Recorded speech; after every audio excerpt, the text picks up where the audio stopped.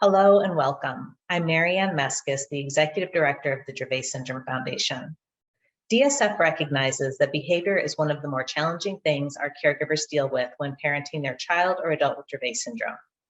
We are very excited to be able to share with you a three-part workshop on brain first parenting presented by Eileen Devine, LCSW. This workshop is typically presented live and always has a wait list, but Eileen has graciously agreed to allow us to record these sessions to share with our community on demand. Because of the length of the training, we have divided this workshop into three-hour sessions. These sessions will help you to transform your understanding of your child, transform your understanding of yourself as a parent, transform the chaos of your home into a calmer environment, and transform your sense of hopelessness or frustration into confidence and clarity.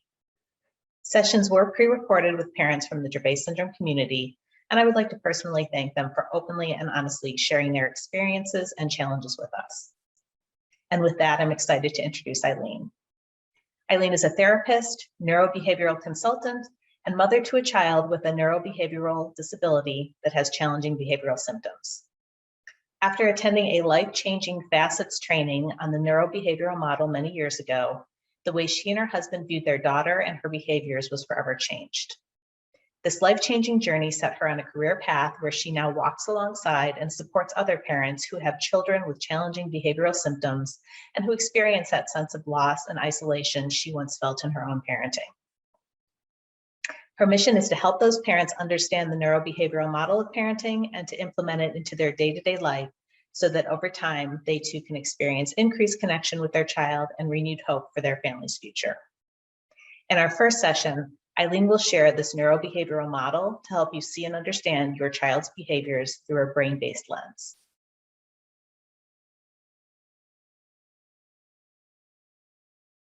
So it's wonderful to see all your faces.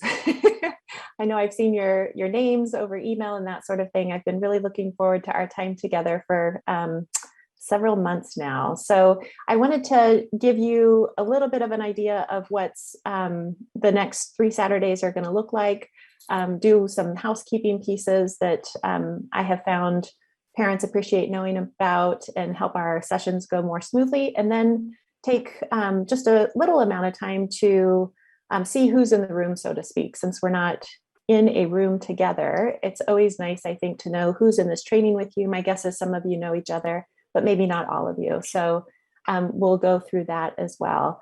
So in case we haven't crossed paths, in case this is the first time that you're meeting me, I wanted to give just a little bit of information because I think it's relevant in terms of why I do this and how I got started in this and why I'm so passionate about getting this information to parents. I am the parent of 2 kiddos. They're kiddos, I say that as though they're young. They're both teenagers or still soon to be teenagers. My son Connell's 13. He's what society would consider neurotypical. My daughter Maya is 12, and she is not at all neurotypical. So she has what's called fetal alcohol spectrum disorder, a very significant brain difference diagnosis, and very, very challenging behavioral symptoms. And so when I found myself parenting her and trying all these really wonderful, great parenting techniques that work beautifully for my son, and them not working with her and actually making things worse, I was incredibly frustrated, did not know what else to do, felt like there was nothing that worked. And when I finally did find this information that I'm going to be teaching you about over the next 3 Saturdays, my relationship with her was forever changed. We still have difficult days. That's just the nature of her difference and disability. But I don't have that rising panic. I don't have that anxiety about like, oh my goodness, when's this going to stop? I don't know what to do. Every single day I have this opportunity to deepen my understanding of her differences and parent her differently in light of that, right? So there's lots of different components that kind of make up this whole picture that I'm describing, but that's what we'll be talking about over the next 3 Saturdays. In my experience, parents, they have the knowledge, of course, that they're coming to learn about their child and the way that their child's brain works and what this means in terms of parenting them differently. But what they're always surprised by is how much they learn about themselves in this process. And that can be really liberating and motivating and inspiring. And it can also be emotionally draining, honestly.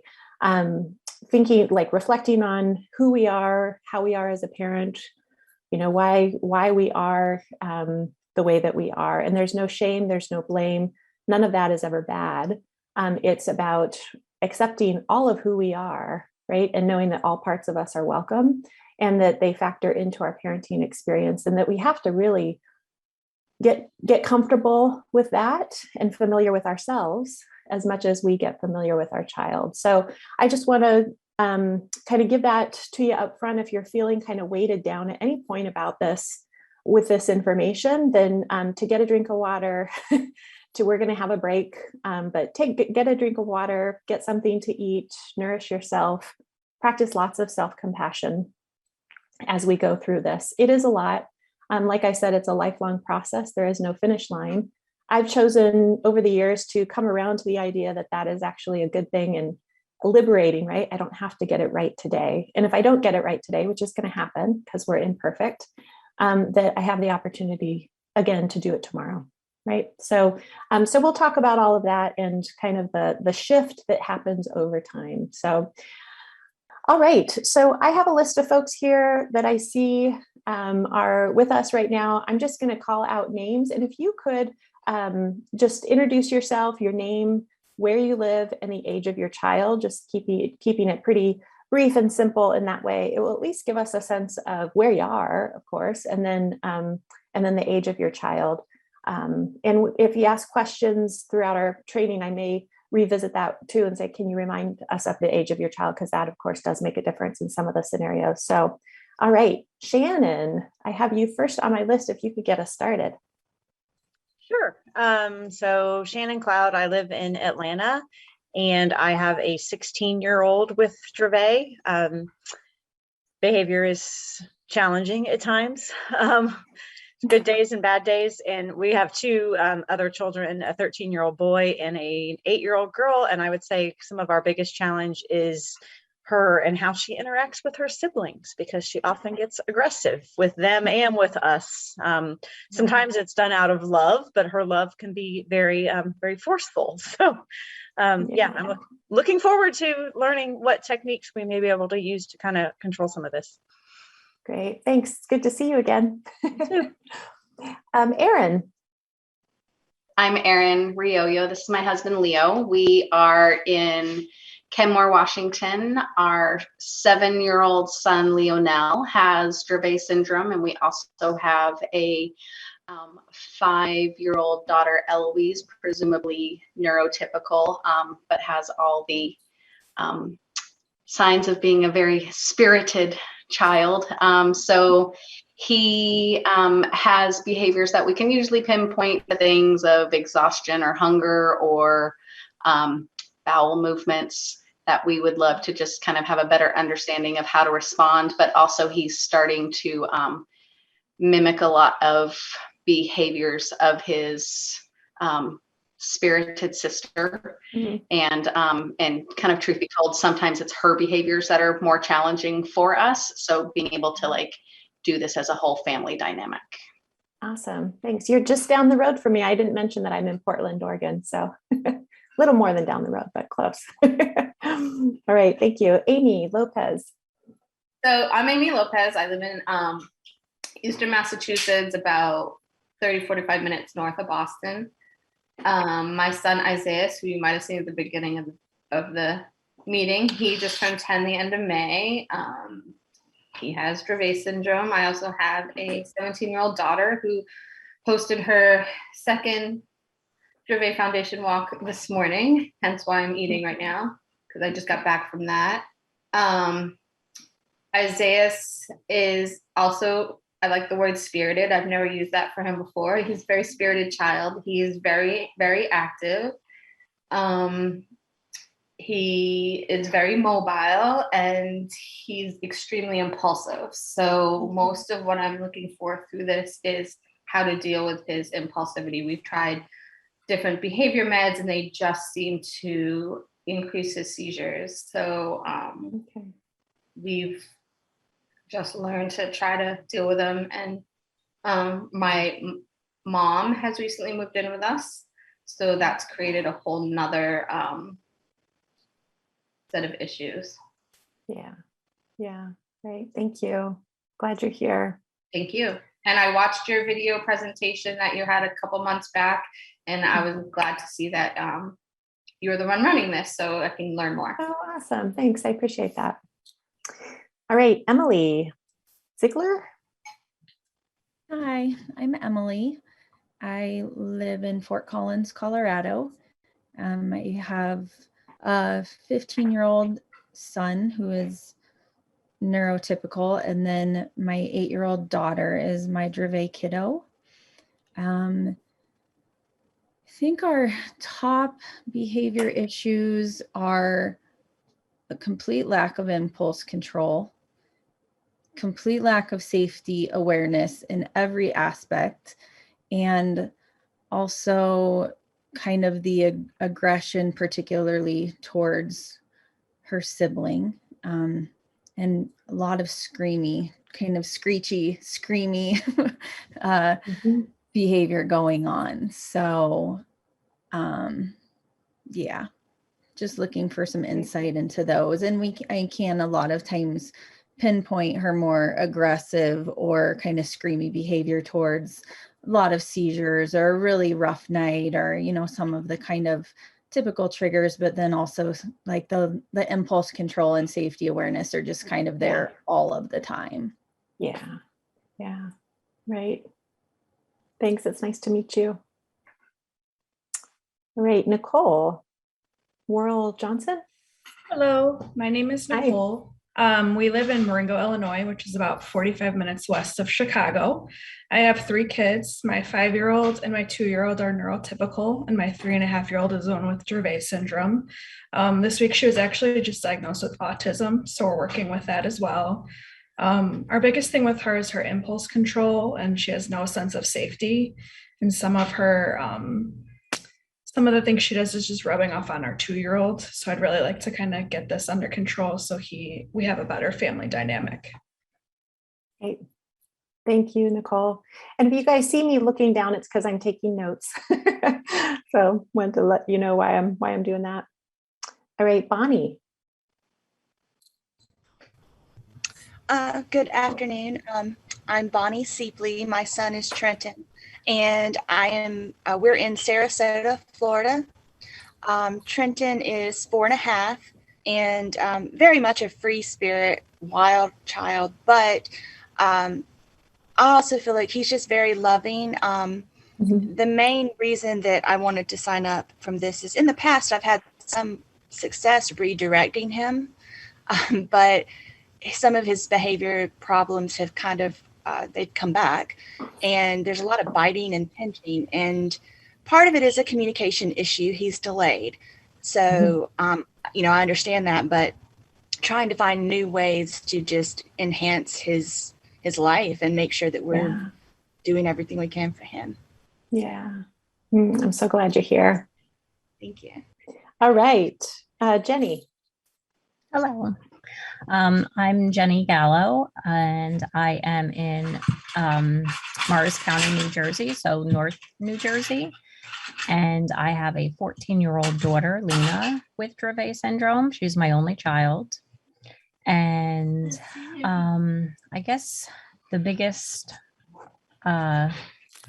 things that I have are, you know, basically this. Oh, and she does have autism too. I'm sorry.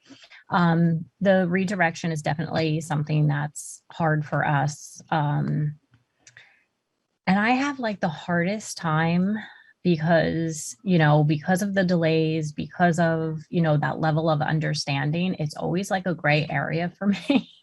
I don't know like how much she's understanding, but at the same time, I know she's smarter than we all give her credit for.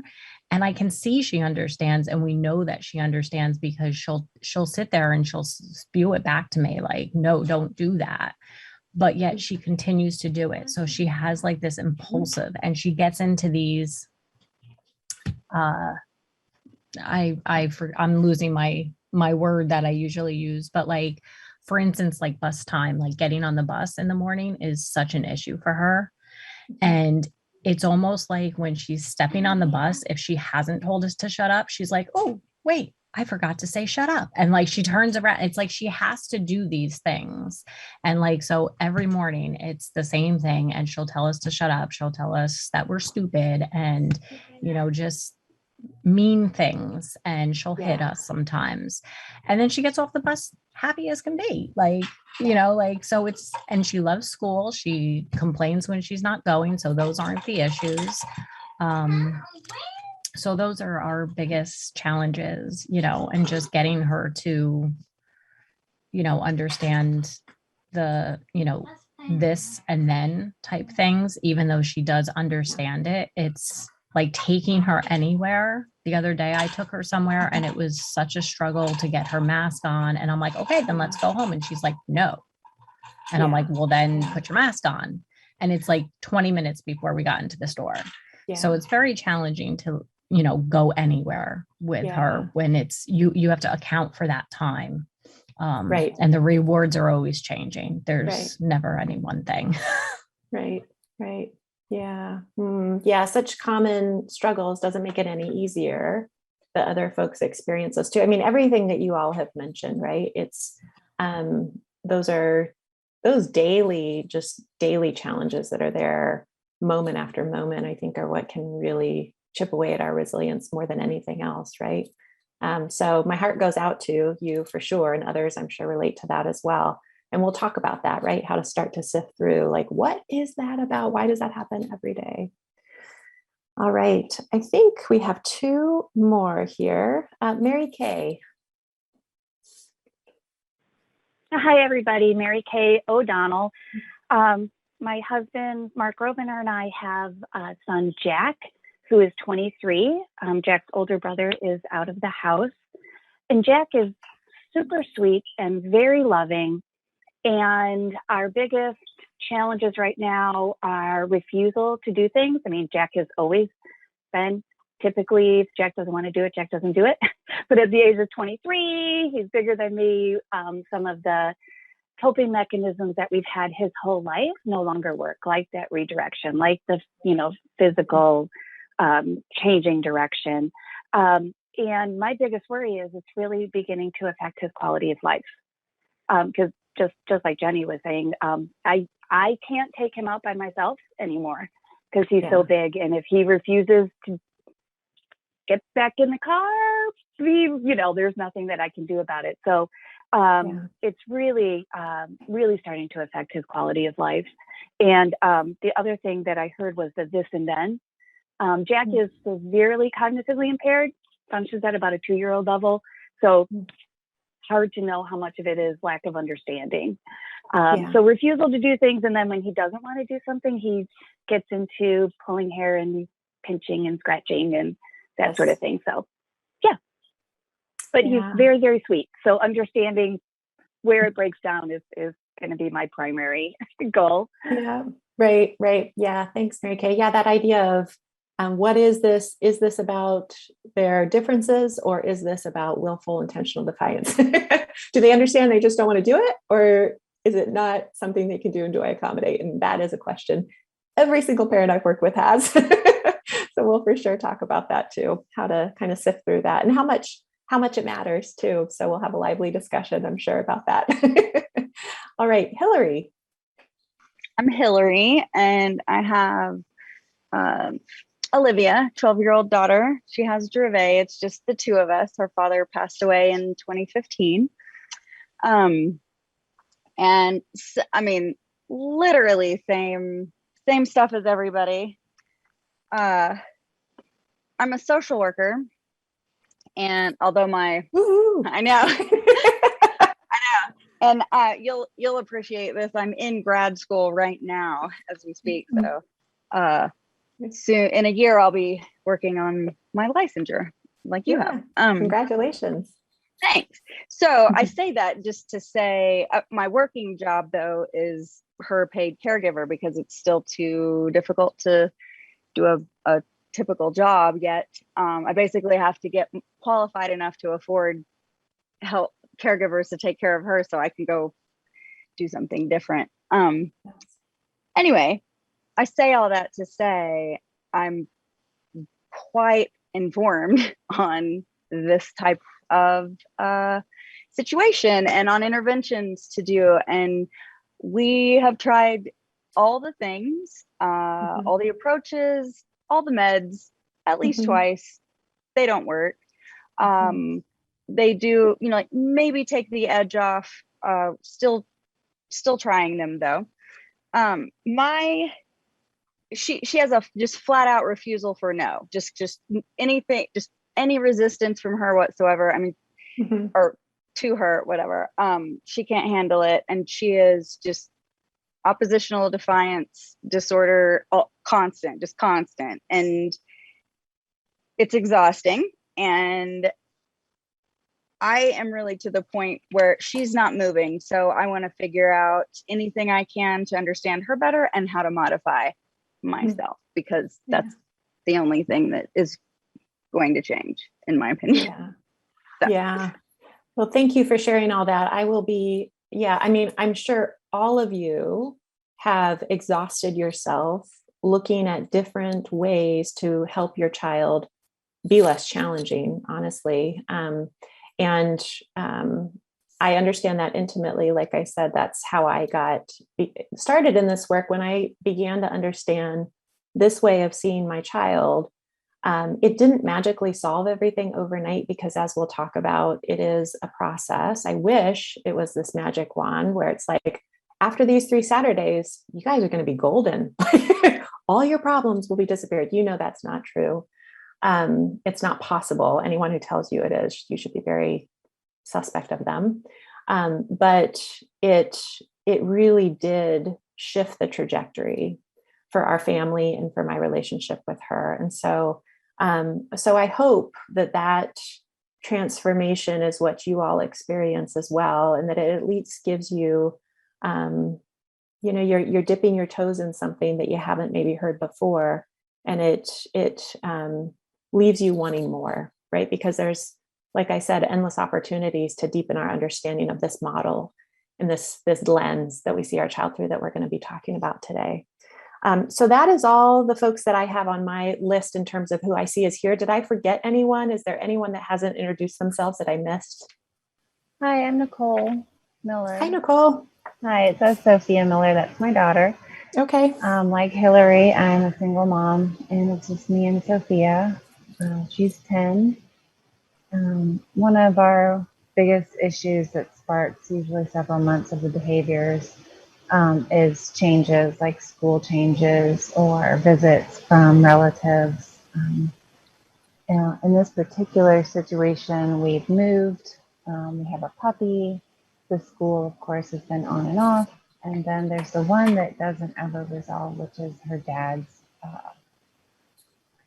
role in her life. It's always been very complex and never consistent, which consistency and routine are what she thrives on. Like other parents, I tend to call her feisty generally, but we're definitely beyond feisty right now. We are gouging skin and yelling that we want to hurt you and hurt the dog.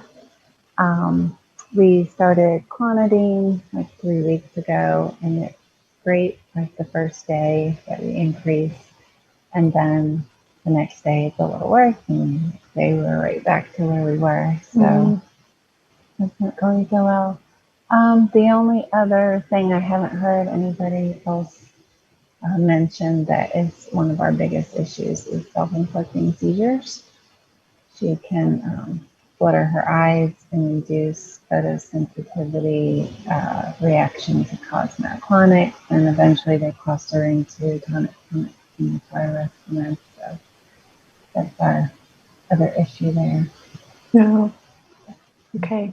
Yeah. Oh, and we're in Aurora, Colorado. Okay. All right. Thanks for speaking up. That's why I didn't know yet, because I didn't see Sophia out there. So thanks for letting me know that I had missed you. It's good to have you here. I'm here too. Can you, April? Is that? Yeah. Okay, great.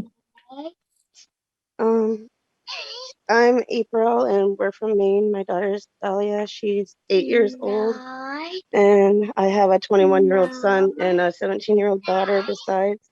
Dahlia is the only one in our family that has seizures, and my husband also has 2 kids from a previous marriage.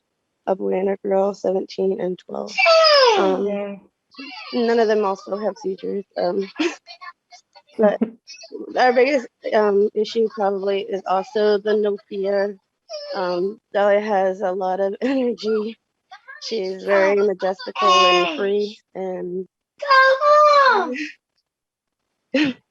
she just has no fear. She likes to play, in like her PCs at times and things like that. So we have to really be there for when she goes to the bathroom. She was started on Keppra at a young age, and they affiliated, a lot of that with the long seizures she had and rescue medications they had to fill her with for early behavior. She was diagnosed with autism at a young age before she even had a diagnosis of Dravet. And she, loves aggressively, but she's very loving and very outspoken. Hey, thanks, April. Thanks for speaking up and introducing yourself. It's good to have you here. All right. Well, thank you all for listening so attentively and being willing to introduce yourself to the group. As I said, I think it's just helpful for this first session. We won't do that every session, but just to know who else is here. So you have an understanding of who's, like I said, in the room, so to speak. So, all right. We are going to go ahead and get started. So for this first session, I had sent out an email previously with a link to a handout. You don't need to do anything with that handout. I will tell you when we start to get into the information contained in that handout. For some people, it helps their learning to have that next to them while I'm going through that particular information. Others maybe don't need it as much, but we will either, if we have time at the end, I will ask you to actually complete it in real time while we're meeting. If we don't, then I'll ask you to complete it on your own and walk you through how to do that. It's not complicated. So that you have it completed and ready for our next session. Okay, so I just wanted to explain what that handout is for and what it's about. All right. Welcome. We are going to be talking all about our brain today and our child's brain and what happens when we live in a world where people expect us to be neurotypical and we're parenting a child who is anything but neurotypical. What does it mean? And so focusing in on the brain is critical, of course, because that is the core many times of the challenges that our child experiences and the challenges that we and our family experience as a result of that. So one of the things that I like to do whenever I'm meeting with a group of parents and just getting in that mindset of thinking brain first is to think about our own brain and what our brains do for us every day that help us. I'm making this assumption about all of you, right? I understand that we're all somewhere different on that neurodiversity spectrum. But for the most part, most people I work with fall within this neurotypical section of that spectrum.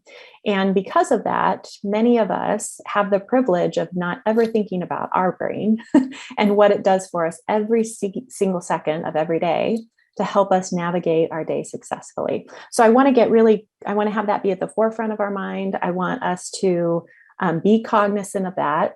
And so with that, I'd like you to spend just a second thinking about what did your brain have to do for you successfully in order for you to be sitting here participating in this training today. And if you don't know the cognitive task, that's okay. You can just name the behavior and I can help us get to the actual brain function or cognitive task. So what did you have to do? This is obviously not how you spend Saturday mornings or afternoons typically. What did your brain have to do for you successfully in order to be here? Feel free to just unmute yourself and throw out ideas. Plan. Exactly. So executive functioning, right? You had to plan who's going to be with my child, where's my space, what is the before going to look like, what's the after going to look like. Absolutely. Great. What else?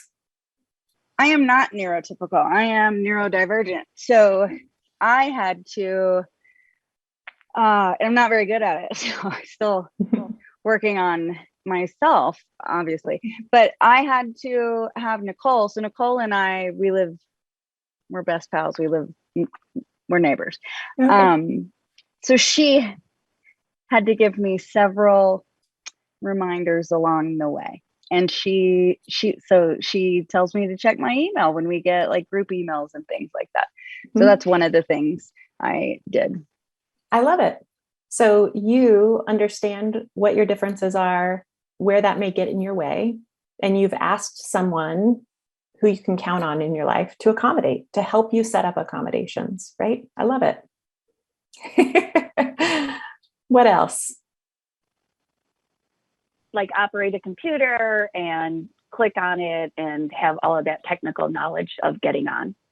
Yeah, great. So I love that. Follow instructions, right? And know where you could go to get the instructions and then follow them. Show up at the right time, obviously. The other piece that I would add in there is when technology doesn't go well, I'm guessing that you had to, and not saying you, Mary Kay, but for anyone it happened, you had to emotionally regulate, right? You didn't stand up and take your computer and like throw it out the window, right? You kind of, okay, what do I need to do to problem solve this? I mean, Erin was a great example when her audio wasn't working, right? She and Leo, I didn't see them get up and throw a fit. They just figured it out. They were able to emotionally regulate through that maybe minor stress, right? But my guess is their nervous system, it peaked a little bit and they had to manage that, even if it wasn't conscious, because a lot of our brain function is not at all conscious, right? And they had to work through that. That is executive functioning. And how many of our kids, one tiny little thing doesn't go their way and it's like, right? And we're like, what the heck? Why did that little tiny thing provoke that kind of response? What is that about, right? Erin, I think I heard you come off mute. Did you have something? Oh, I was just going to say we had to follow multi-step directions to even join, to say that we wanted to be a part of the group, and then to join the group, we had to communicate with others about what our needs were for today. Mm-hmm.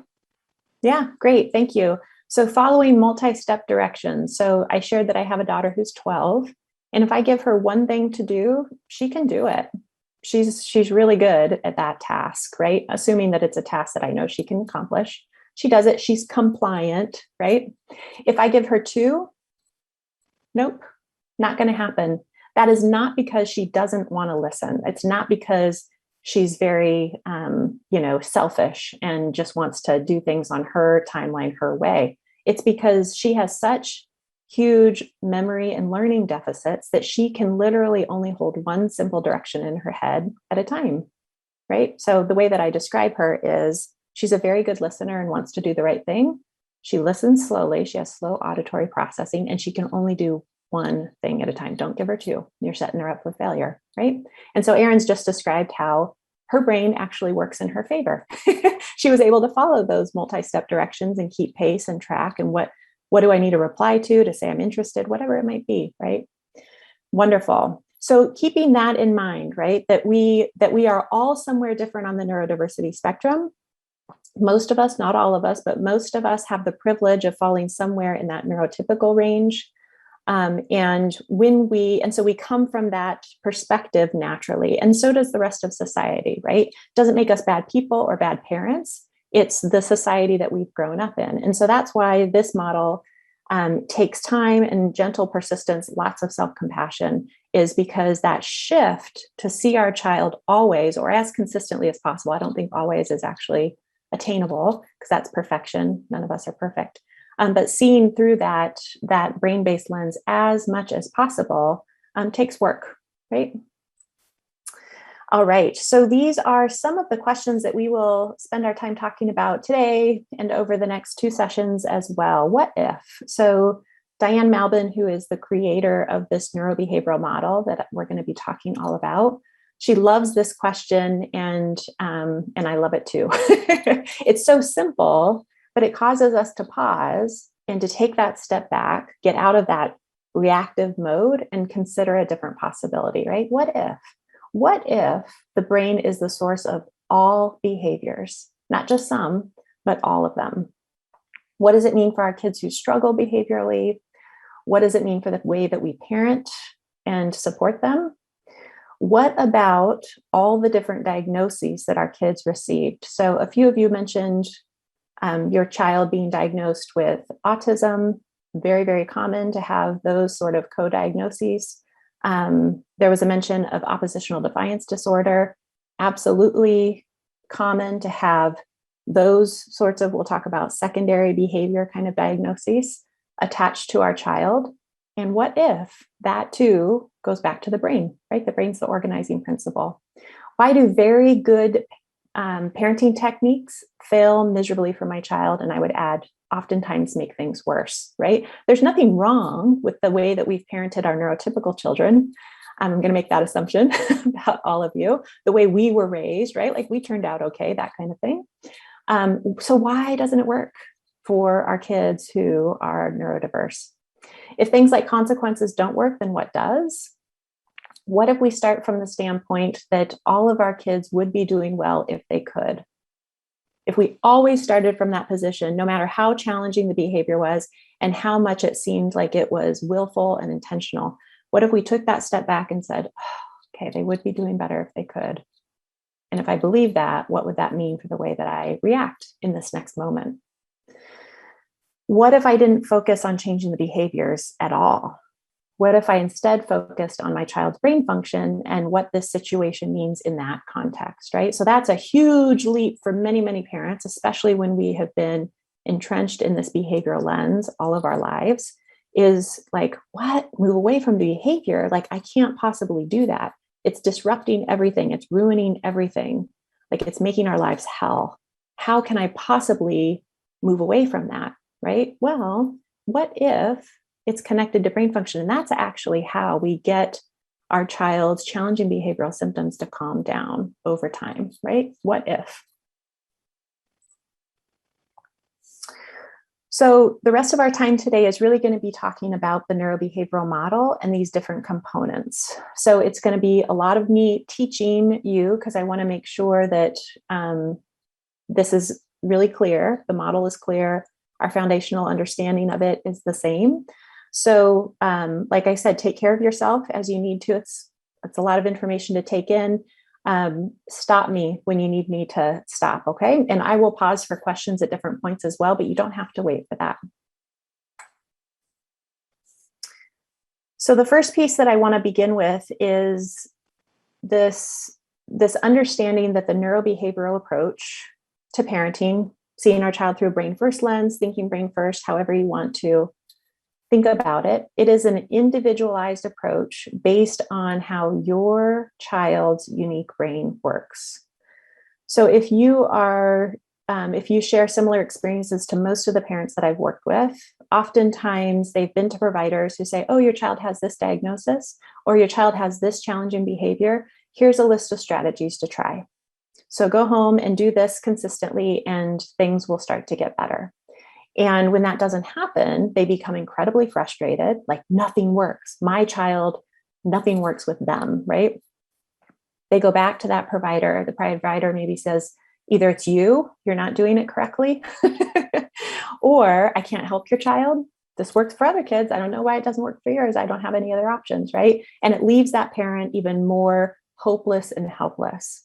So this approach is based on how your child's brain works.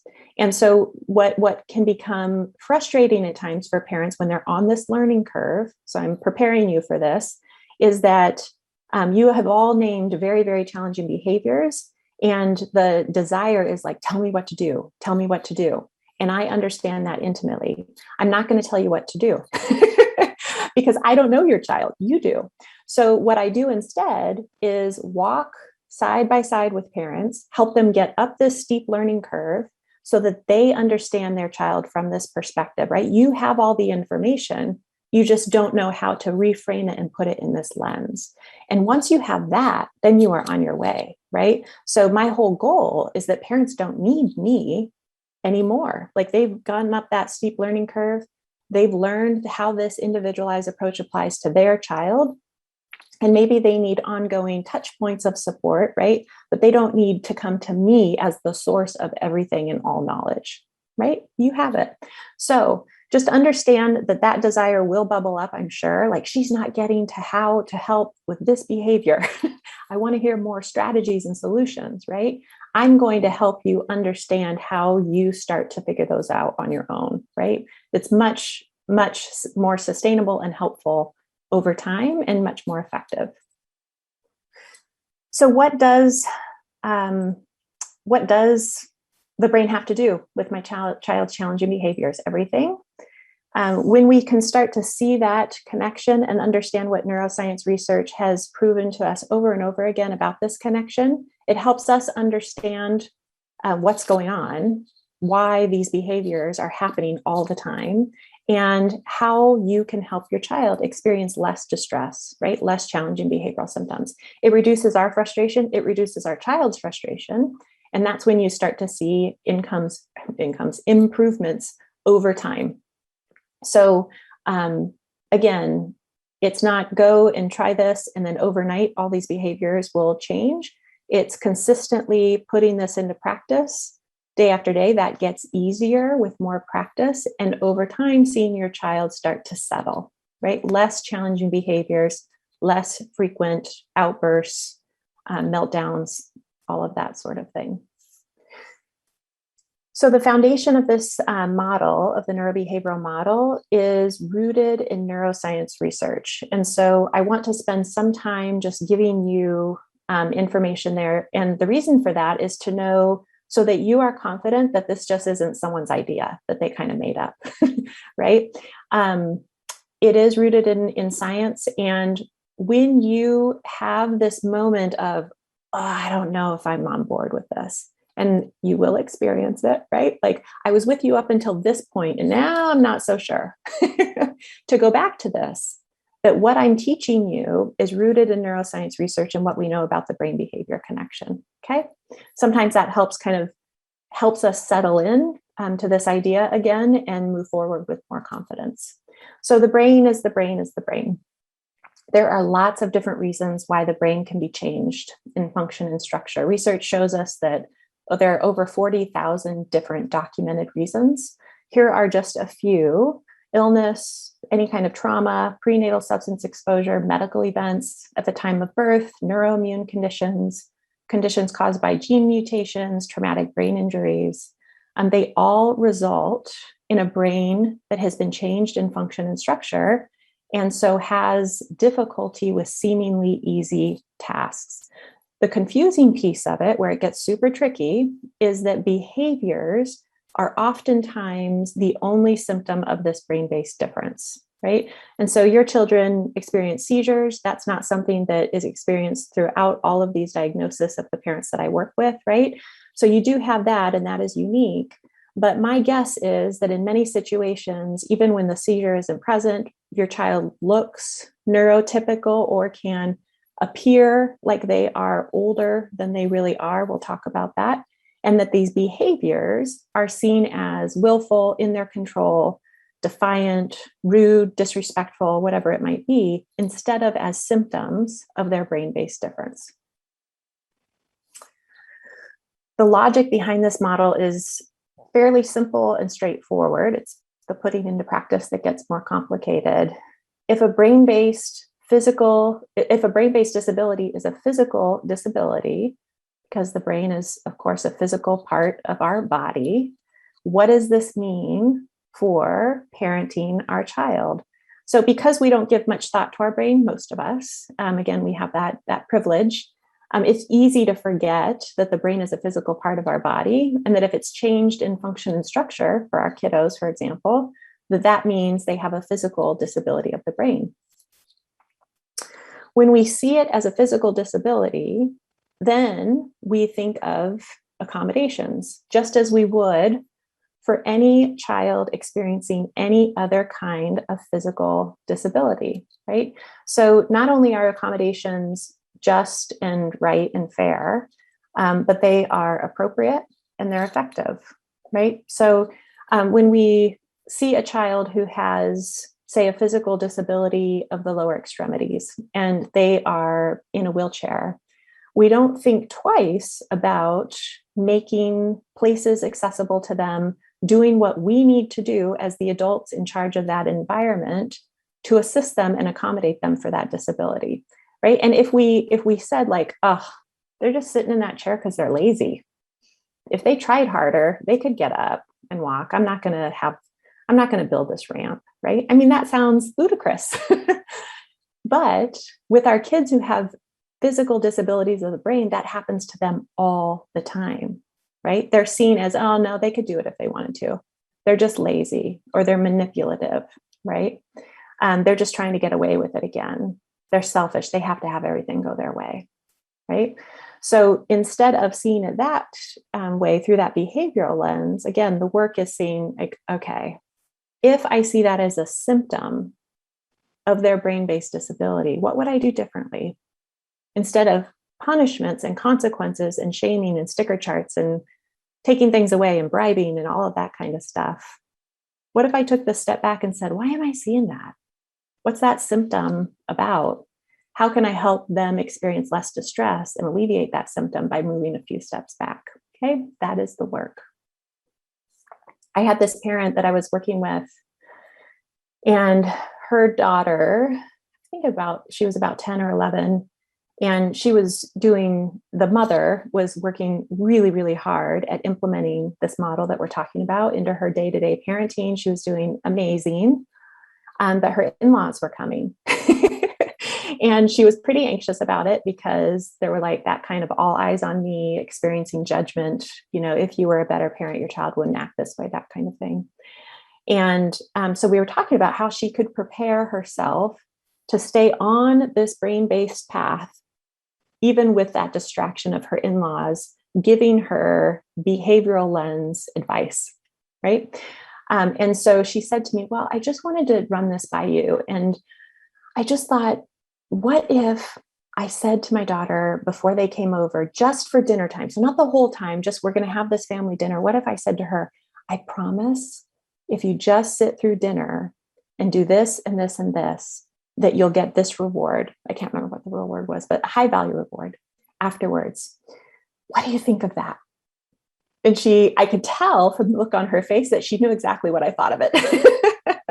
But she needed validation, right? She needed to ask the question anyways. And I said, well, if your daughter was in a wheelchair, would you ever consider saying to her, hey, just while grandma and grandpa are here, can you just get up and walk around a little bit just during dinner time?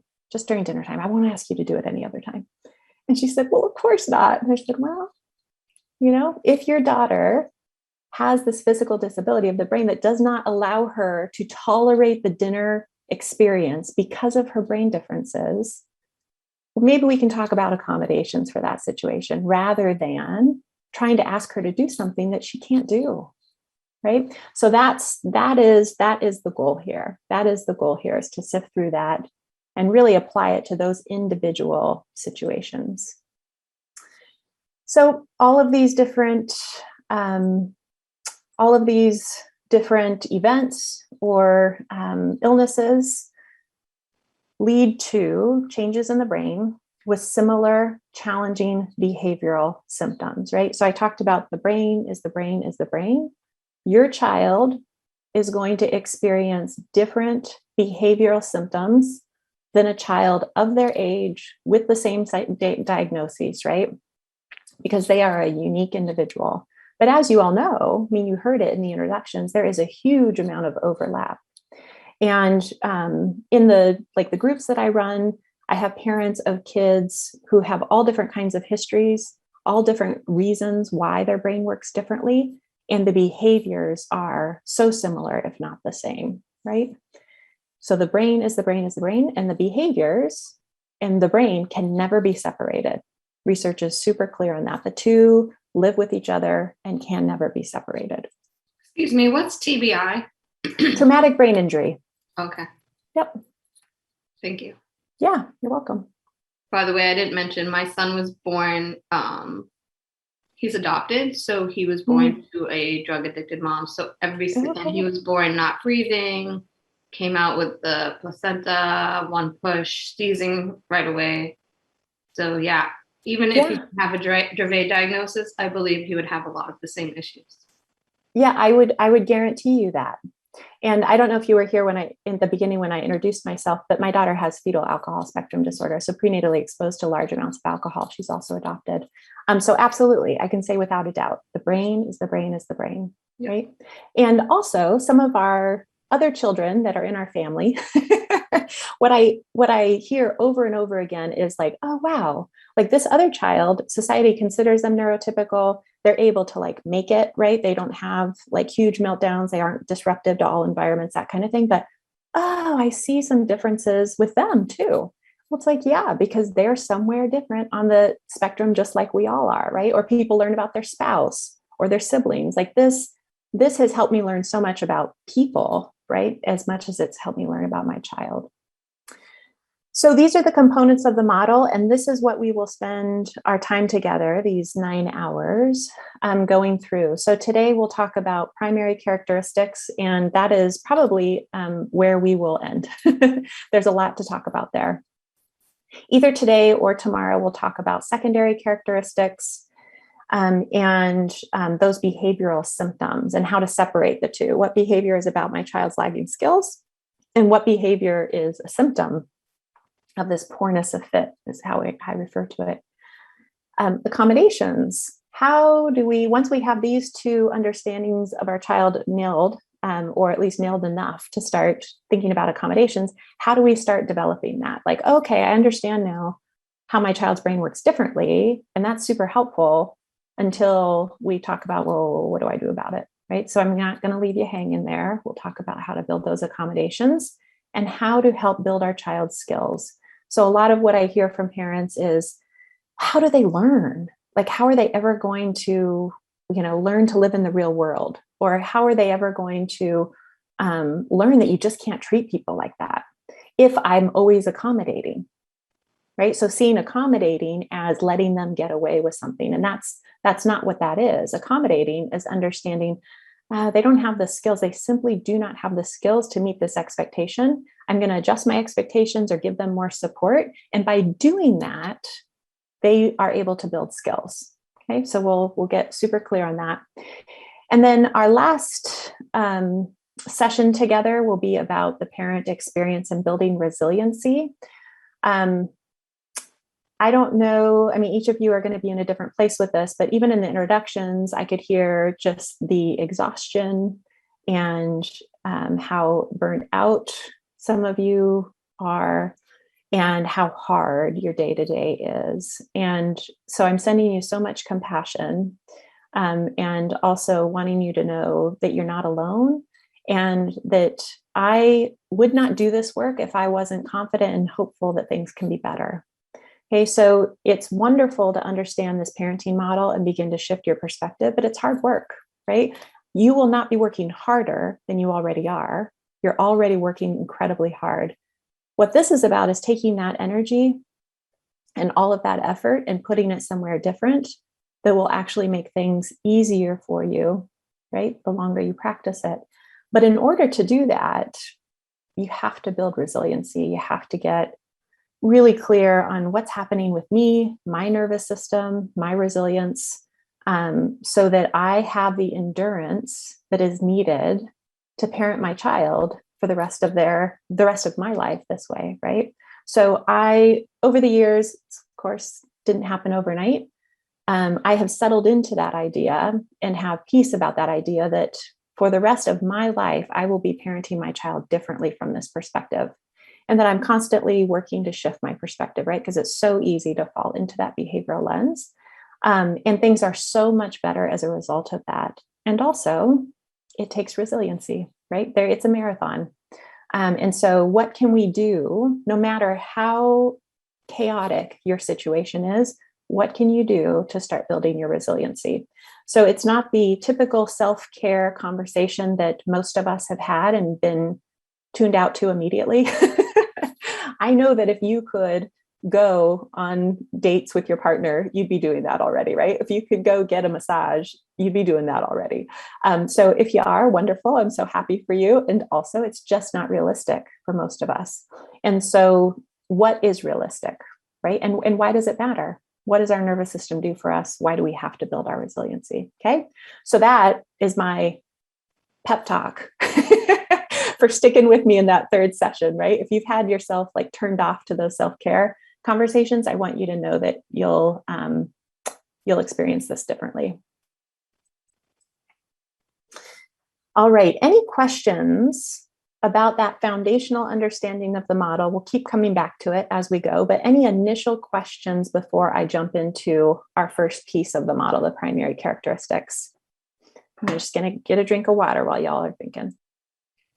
Is the building resiliency going to allow us to share experiences on how to deal with the general public when we're out in public with our children? It can, sure. Mm-hmm. Are you looking for ideas, or you want to share ideas just out of curiosity? Either one is fine.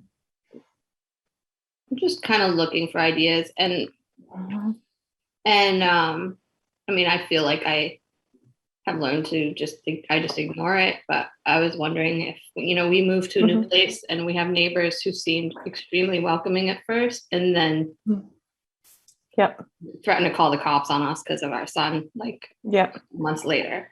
So that's stressful, being that I can see their house right now, looking out the window. And then, just family members who constantly think you should be putting your kid in timeout and you're not doing enough, like you said. Yep. Great. Yeah, I'm writing it down. We will definitely talk about all that. We'll probably get to those kinds of topics even before then, but because they kind of weave in and out throughout. So any other questions? Yeah, Hillary. I have a question. I know that of course we want to hear like what to do, right? And you were saying like, I'm not going to tell you exactly what, totally appreciate and understand that. But I do want to ask if there are any things that you have come across that you know what not to do. Oh yeah. That are, because we've all, as much as we all can say, the traditional approaches that we keep getting, handed again and again are not working, and they make it worse. Like for mine, they make it worse. But she's 12. I have some of this stuff so trained from her lifetime and then my life before her, that if there are some very standard things that people do that you have found do not do these, will you mention those? Oh, absolutely. Yes. Yeah. So I'm not, I don't want to give the impression that I'm going to be completely closed-lipped and be like, nope, not doing it. There are absolutely, the way that I see that question being asked is, what accommodations are universally applicable to our kids, like work in most cases? What things can we start doing today that are easy? Accommodations, I think sometimes parents think like, oh my gosh, it just sounds complicated. Most of them are small changes that we're in charge of, changing ourselves, right? Our reaction, whatever it might be, that help our child settle very quickly, right? In those moments. So yeah, for sure, we'll talk about those. Yep. And when we get to accommodations, I'm going to ask you all to do some brainstorming of your own and start to at least try to put in the process that I will teach you. And we will have the opportunity to brainstorm together too. All right. Any other questions? All right. So I mentioned that there's these different components of the neurobehavioral model. The first, and I would say kind of biggest piece of this model, are primary characteristics. So this is where we start to get into the information on that screening tool that I had you print. Again, you don't have to do anything with it. You don't even have to get it out if you don't want to. I just want to bring your awareness to it, that the information there is applying to what we're talking about now.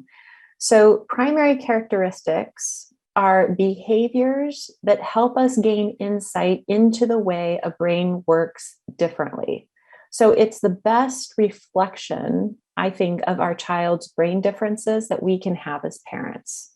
It includes lots of different cognitive skills and tasks, which we will go into a lot of detail on today, like processing pace, executive functioning, language and communication, all of that kind of stuff. So in the introductions, I heard you talking about different primary characteristics that you already recognize in your child. You may not have that frame for it or language around it, but you already see it. And some of this you'll be like, oh yeah, oh, I've known that for a long time. That's my child struggles with that.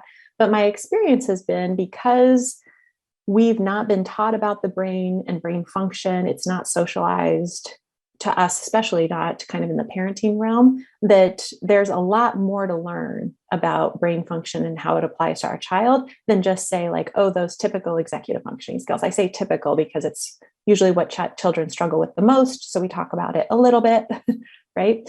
So hopefully this will get you on that path of thinking like, oh my gosh, okay, here's all the things that a brain can do for us. Where does my child struggle? Right? That's what the screening tool will also help you narrow in on.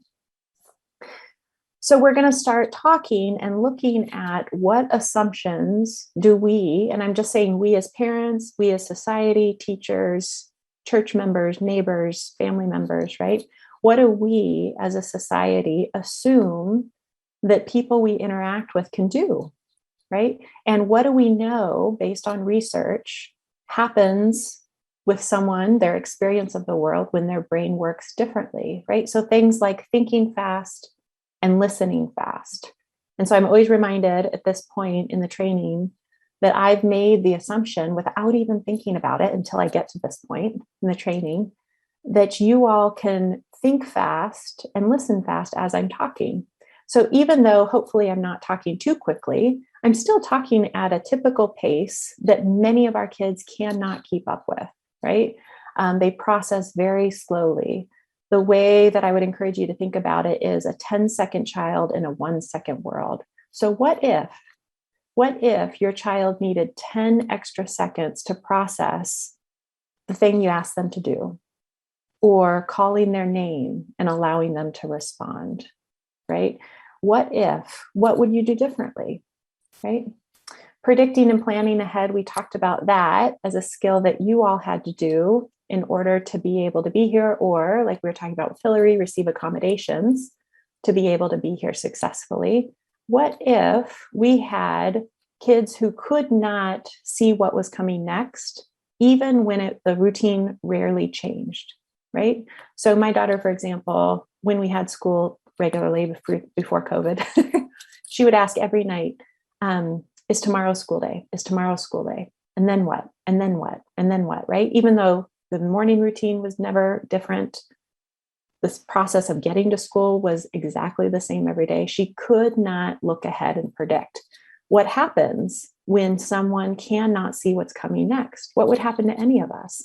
We'd probably become pretty anxious, right? Can you imagine what it would be like to live in a world where you couldn't see what's coming next? And so that secondary behavior, that symptom, is the anxiety, right? So being able to predict and plan ahead. Also, A plus B equals C. And C is this terrible, really obvious outcome. So don't do A plus B, right? How many times have we said to our kids, what were you thinking? How could you think that that was an okay idea? How could you not see that that was going to happen? What if? What if they cannot see that because of their brain differences?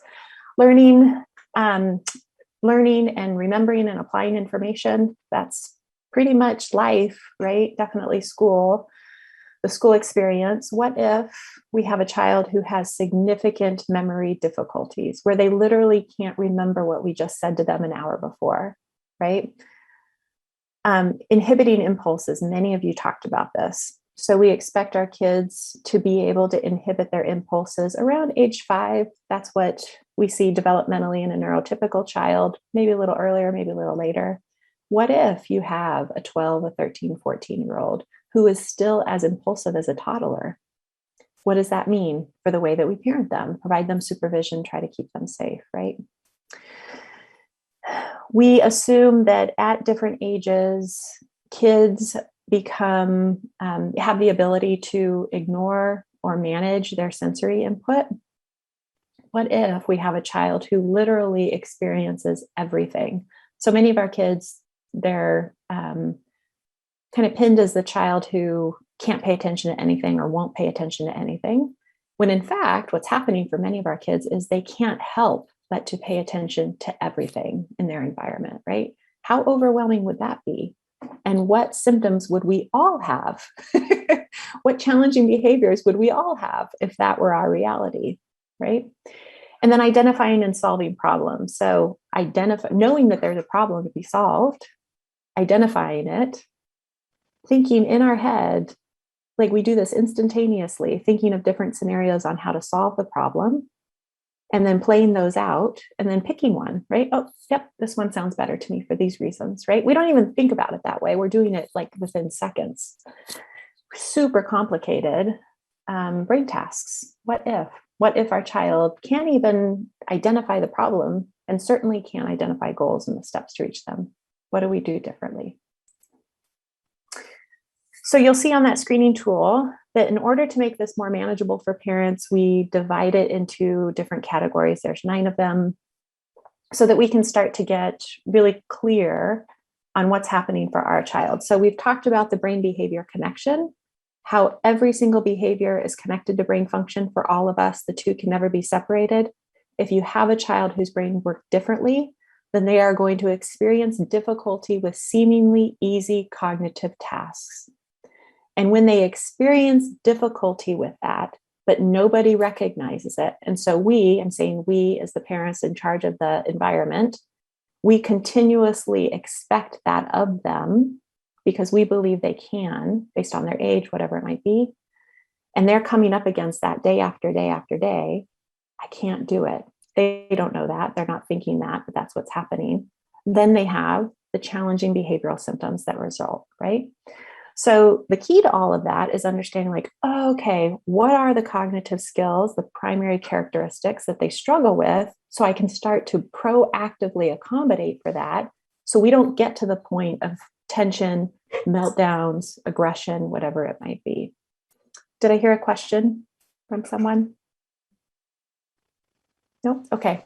So once parents have that understanding of the model, the foundational understanding, they're like, that's great, but how do I know how to apply this to my child? Like if the brain is connected to every single behavior, like how do I even begin to make sense of that? So the screening tool will help you narrow down what rises to the top. But first we need to go through all the sections so you have a really clear understanding of what that really is, okay? So we're gonna go through each one of these. And again, let me know if you have questions, okay? We'll stop here and open it up for discussion at different points, but don't wait for that. So dysmaturity. Dysmaturity is the gap between our child's chronological age and their developmental age. Some of you in your introductions noted this. My child is really more like a child of this age, okay? So you see that really clearly. For some other kids, it's not as obvious. So they may be able to pass as neurotypical, right? In some environments, they're 12, people see them as a 12-year-old. They don't see that invisible disability, at least not initially, or maybe not right away, right? And so understanding that there is this gap, and it's because of their brain working differently, is critical to our understanding of our child. I have never worked with a family where this is not one of the primary characteristics for their child. Some it's very pronounced, some it's not as pronounced, but it's still significant, okay? So understanding that our child is a different age in different areas of their abilities is critical. They're not acting like a baby. They are younger socially, emotionally, or in other cognitive skills. So this is how that can look and why it gets complicated for us and for people who work with our kids. Say you have a child who is 13 chronologically, but socially and emotionally, they're more like a 7-year-old. And so the goal here isn't to say like, this is the age, right? It's to say, what age does this remind me of? When I see them with kids of their peers, what age does their interactions with their peers remind me of in contrast to their same age peers? Or what have I noticed in terms of my child? Who do they gravitate towards? If they have cousins or siblings or something of an age much younger, do they do much better playing with that child, interacting with them than they do their peers? So that's the process. What age does this remind me of? To have a child who's 13 and have their social emotional age be half of that age is not uncommon. Okay, it's not as pronounced for some kids, but it is not uncommon to have that be a starting point in terms of thinking about your child and where they may be in that social, emotional, relational kind of age. So already you can see you have a child who's in middle school with 13-year-olds, but really socially, emotionally, they're where, say, a first grader is. That is a huge gap. No wonder they're experiencing challenging behaviors if that's not recognized in that environment. All of our kids have strengths. So say that you have a child who has strengths and they're in some activity or some environment that builds on those strengths. Wonderful, right? Understanding that that child who excels in that activity is at a different age socially, emotionally is going to be critical still to that child's success, right? Where it can get even more confusing is that some of our children, not all, but some of them have expressive language where they sound their age, right? And so if you hear that and you're not aware of their brain differences, you think like, oh, I call it talking the talk. They talk the talk, but they can't walk the walk, right? They act as though they get it. They can pair it back to you. They can say like, yeah, I get it, right? They can pass, right? In terms of seeming as though they understand what's going on, but their receptive language, the way they receive information is that of an 8-year-old. So again, let's take a situation, say a child is in a particular sport and with same age peers, their expressive language, they're acting like they're getting what's going on. They're listening to the coach. They're saying like, yeah, I get it. But their receptive language, the way they're receiving the information, understanding the instructions, being able to follow through on those directions is that of an 8-year-old. And not only that, they're really more like a first grader socially. So you can already see why that child gets benched, gets put in timeout, then gets kicked off the team, right? That they're always in trouble because nobody's understanding this uneven development, this dysmaturity. And then executive functioning skills. We'll go deep into executive functioning, but you think about a child who has executive functioning skills, maybe of a kindergartner, right? But at a middle school age, they're expected to, if they are in like a typical learning environment, that sort of thing, even when they're not, even if they are in special education services, my experience has been with my own daughter, that even of that age, there are expectations of them in terms of executive functioning skills that they simply can't meet, right? So like I said, the understanding dysmaturity, understanding that it's present for, I'm going to make that assumption because that's been my experience, all of our kids in one degree or another, and figuring out what age does this remind me of? And what would I do to help a child of that age build this particular skill, right? So I want to use another example really quickly, what I mean by that. We think of empathy as just something people have or they don't, or part of someone's character rather than a set of cognitive skills. It's a set of complicated cognitive skills. We'll talk about it with abstract thinking. What do we do with a child who is, say, 3 or 4 and really doesn't have those skills developed yet? If we have a child who's 3 or 4 and they are very self-focused, they want what they want when they want it, we don't go, oh my gosh, they're not capable of empathy. We say, yeah, this is kind of 3, this is 4 for you, right? And we don't say, well, it's okay, that's just how they are at that age. No, we take the time to say like, hey, how do you think that made this person feel? Let's try that again. This is what happens. This is basically how your behavior impacts others, right? This is this person's perspective. People hold different perspectives than your own, right? We expect them to not have that in place. So we don't ignore the behavior. We don't say, oh, it's okay, that's just kind of how they are.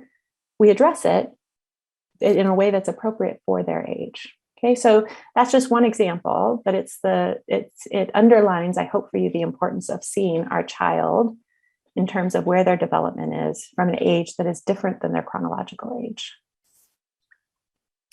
Any questions about dysmaturity? Does it sound ring true for you with your child?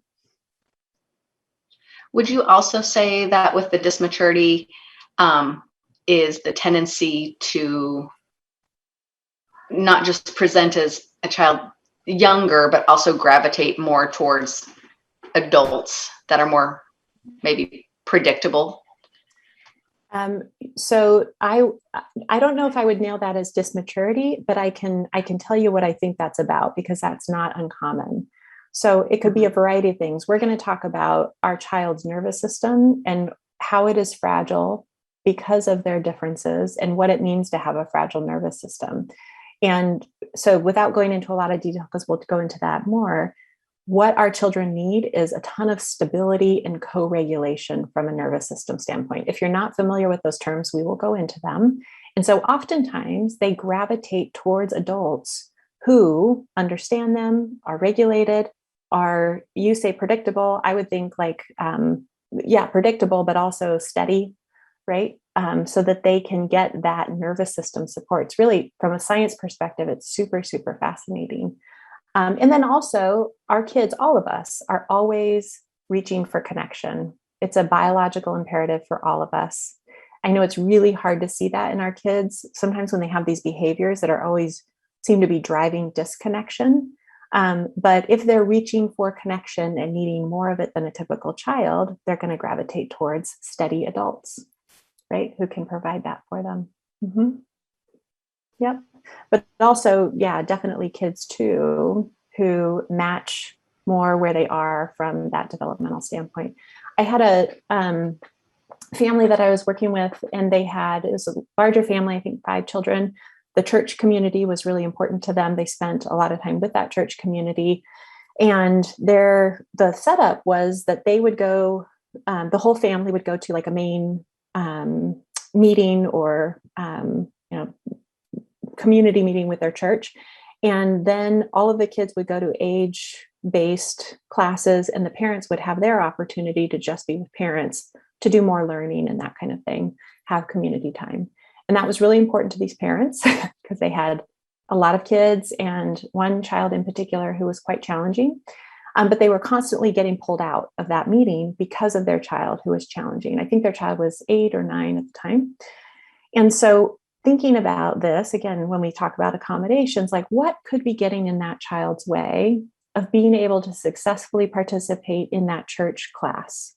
And so when she was thinking about it, so that she could develop accommodations, she was like, yeah, he has a sibling who is 4, and that's always who he plays with at home. Like he has other siblings that are closer to him in age, but those two always end up playing together. It's like, I wonder if we can understand that that's where he finds his friendship and kind of that need being met. Could he be in the 4-year-old classroom as a helper, right? But all the adults are understanding that's where his peers are. Like that's where he's going to find his sense of belonging. And the church was very open to that. They did that. He felt great because he was like, oh, I'm a special helper, right? But really what he was doing is spending time with his peers. He was getting that need for friendship met, right, in that 4-year-old classroom. So it's just another example of kind of how we start to look at this instead of constantly trying to get him to behave in that class and having it go nowhere and making things worse and becoming incredibly frustrated. It's like, what could we do differently? All right. I just wanted to note that with the expressive and the receptive language, for my family in the beginning, Sophia's receptive language far outmatched her expressive. And now she's kind of flip-flopped the other way, where she's kind of stayed at a receptive language that's still high, and but it's still higher than her expressive language. But as her she aged, she's far below age-wise. Okay. Yeah, that's interesting. I've heard parents talk about that before, and I think it also highlights how I said that there's this opportunity to always deepen our understanding of our child from this lens, but things shift over time, right? And sometimes that can be because they're getting older, and so the expectations of them have risen exponentially to a point where they're experiencing more poorness of fit, is what I call it. So we have to reevaluate, like, what executive functioning skills, for example, were not required of them or expected them at age 8, but now that they're age 13, they are. And wow, that's why I'm seeing this escalation of behaviors, right? But those kinds of things too, like, what a great observation, and really important one too, right? All right, I'm going to talk about sensory systems, and then I think we will take a break, and then we'll come back to this after that. So, okay, so what happens when our child experiences everything? I talked about that a bit, and that being the case for our kids. This, many times when I'm working with parents, this is the first indication they have that something is different with their child, because they see this disorganized behavior. That behavior is an attempt for them to normalize their nervous system, to be more stable, to be grounded and rooted in that place, literally where they are. They can be oversensitive or undersensitive or both. They can be over-responsive, under-responsive, sensory seeking, or all three. And so again, this is a place where we could talk for another hour about sensory systems alone. The screening tool will help you see a few of those different aspects, but really important for us to understand which of these are for our child. One book that I want to recommend to you, if you know that sensory systems is an area of brain tasks where your child struggles, is Dr. Mona De La Hook, Beyond Behaviors. If you're on social media, she's a great person to follow as well. She goes into sensory systems in her book really deeply. She has checklists that help you get really clear on this idea of oversensitivity, undersensitivity, under-responsive, over-responsive, what behaviors appear with each of those categories, so that you can start to then understand what exactly is happening with your child from a sensory system standpoint. And then, of course, OTs are amazing for many kids in terms of figuring out what sensory pieces are here. So oftentimes we're familiar with the noise. That is sometimes our first indication. But if you think about all of our senses, it really does and can factor into everything. So common behaviors that parents have described to me is like children needing to sniff people or sniff things before they say hello, right? But that's kind of how they are experiencing their world. Things like not being able to keep their hands out of things. So whether it be like feces and toileting issues, whether it be food, that they have to, like a very young child, explore things sensory-wise before they can put it in their mouth, right? For my child, when she was younger, we would set a plate of food in front of her, just like everybody else in the family, and it would instantly be, thrown across the room, and we could not get to the bottom of why that was happening. I saw it strictly from a behavioral lens, thought she was just trying to do what she could to make me miserable. And when the OT helped me understand that even visual overstimulation can happen, that the different textures that she was seeing, the different colors, that kind of thing, were too much for her. That was a possibility. That's what she encouraged me to think about. And putting a napkin over that plate so that she could explore that visually as she was able to, and also having a no thank you plate next to her, so that if it was too much, she could say no thank you, right? And sometimes we would have to help her move that food. So again, the impulse didn't take over for her to just get it out of her sight. She literally couldn't stand the sight of it. So, fascinating from a brain-based perspective, very frustrating from a behavioral perspective.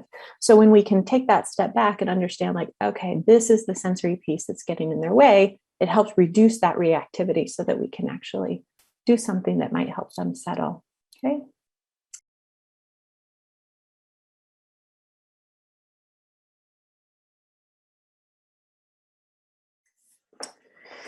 All right, while we're waiting for folks to get back, I wanted to give some examples of the oversensitive, undersensitive, over-responsive, under-responsive. And as I said, Dr. Mona De La Hook has a wonderful checklist and goes into a huge amount of detail on this in her book, Beyond Behaviors. But I'll give you a few examples just so you get a little bit of a sense of what I'm talking about here. So Sensory over-responsive can be things like holding their hands over their ears for loud noises, sensitive to fabrics, certain kinds of fabrics, tags, avoids going barefoot, prefers low light, gags on textured food or just refuses textured food altogether, avoids climbing or jumping or becomes anxious when their feet are off the ground. Under responsive are things like may be unresponsive when their name calls, when their name is being called, is not bothered by injuries, by cuts, bruises. It seems like maybe they have a high pain tolerance, can't follow a moving object with their eyes or complains of their eyes being tired, often doesn't notice or care if food is spicy or bland. They don't react in the same way you would expect, like by licking a lemon, for example. Enjoy sedentary activities. So it's really difficult to kind of get them moving, lays around a lot, that kind of thing, which can be seen as being lazy, right? Not caring about anything.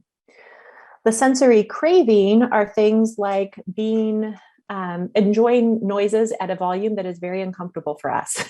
So very loud TV volume or music volume, and saying that they can't hear it if they turn it any lower, or their own voice is too loud, or they make noises, maybe animalistic noises, screeching, whatever it might be, especially at a volume that is very distressing for us. Needs to constantly be touching things to, again, ground themselves, get a sense of it. Smells, I talked about smelling people or objects, but it also can be licking people or objects, that sort of thing. Frequently falling on the floor intentionally, right? Again, to get grounded, to normalize their nervous system. But of course, we see that, if we see that through a behavioral lens, it looks like something much different to us.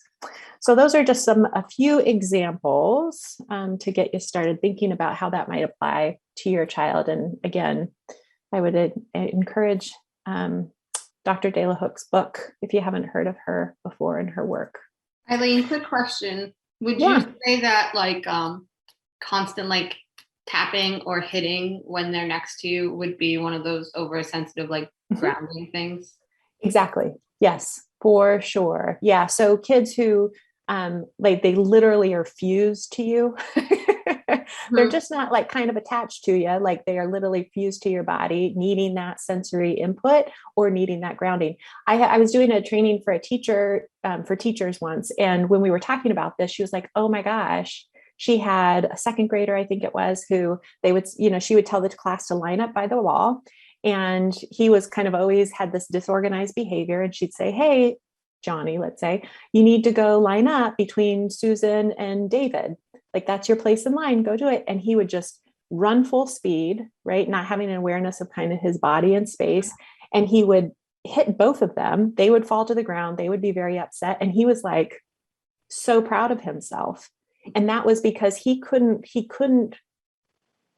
feel himself in space. He didn't know if he was in that space that he was told to go to, unless he made contact with the two objects, people next to him. Right. So he wasn't trying to be disruptive or mean or aggressive. Right. That was what he needed to do in order to feel grounded. Or the kid who's walking in a line and they're touching the wall of the school as they walk. And the teacher's like, put your hand down, put your hand down. Right. That's a sensory thing. So same kind of idea that it sounds like you're describing. So you're going to give us some tricks too. Yep. So note it, right? I have a lot of bruises, so I'm ready for that. So yeah, so that soft touches versus not soft touches and kind of that spectrum and what it means to our child who has a sensory system that doesn't give them an accurate gauge of that. Absolutely. Yep. So yeah, I hope all of you, as we're talking about this, and again, this will all culminate with a screening tool so that you can really start to get a good sense of this for your child and organize it in your own brain.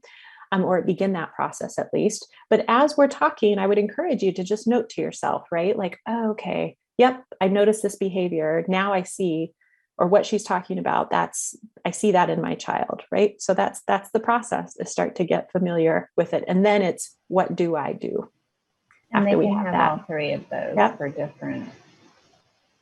Mm-hmm. Yeah. Oh, yeah.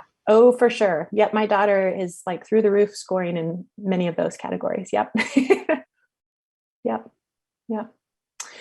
All right. So nutrition. Oh, did I hear another question? Yes.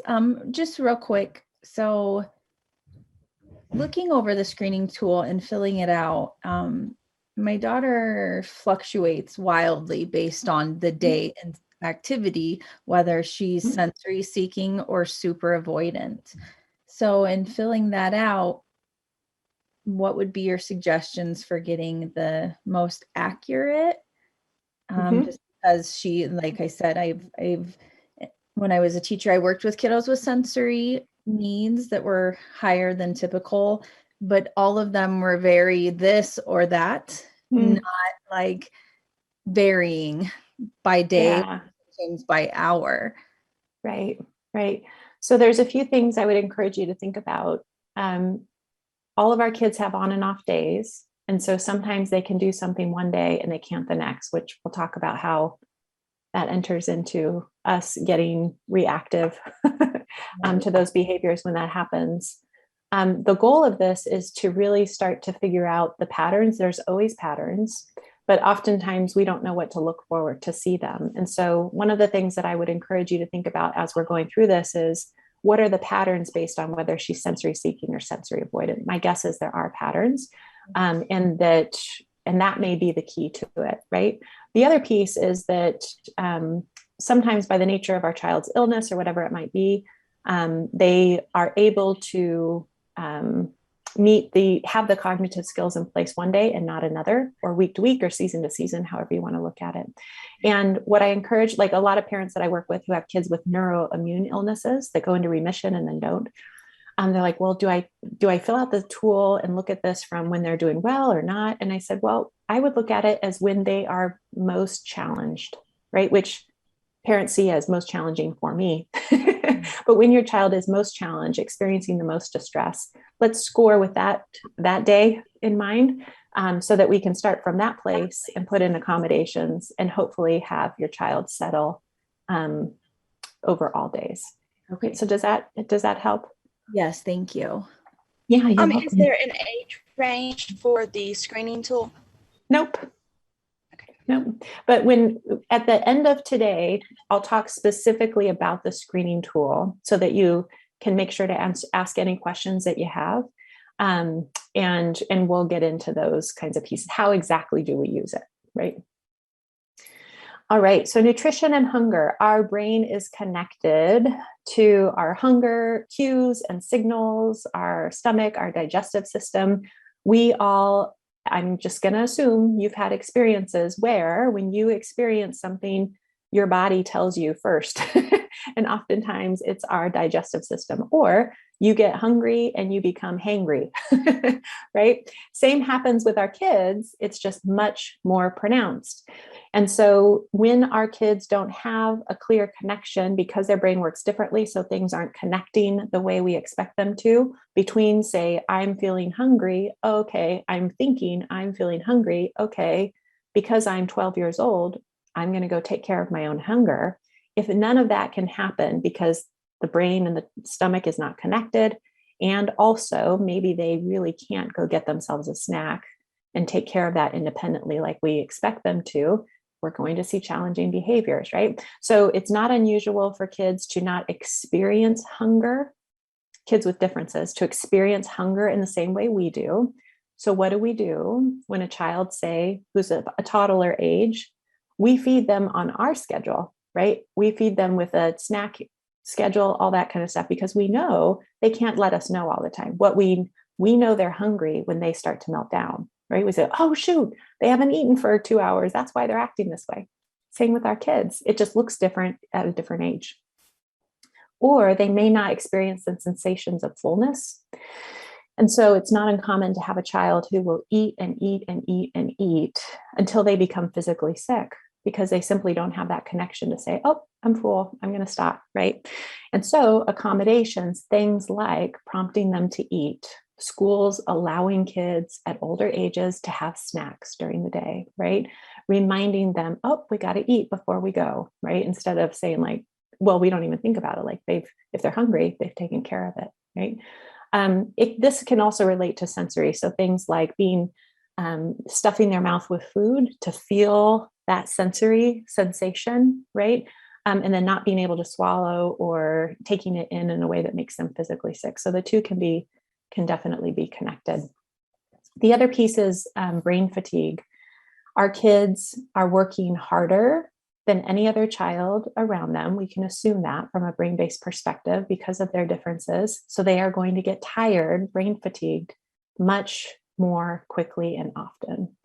And so again, if we think about this on a spectrum, we have experienced times when we get super hungry, we can't think as clearly, maybe we get irritable, we get tired, right? All we want to do is get something to eat.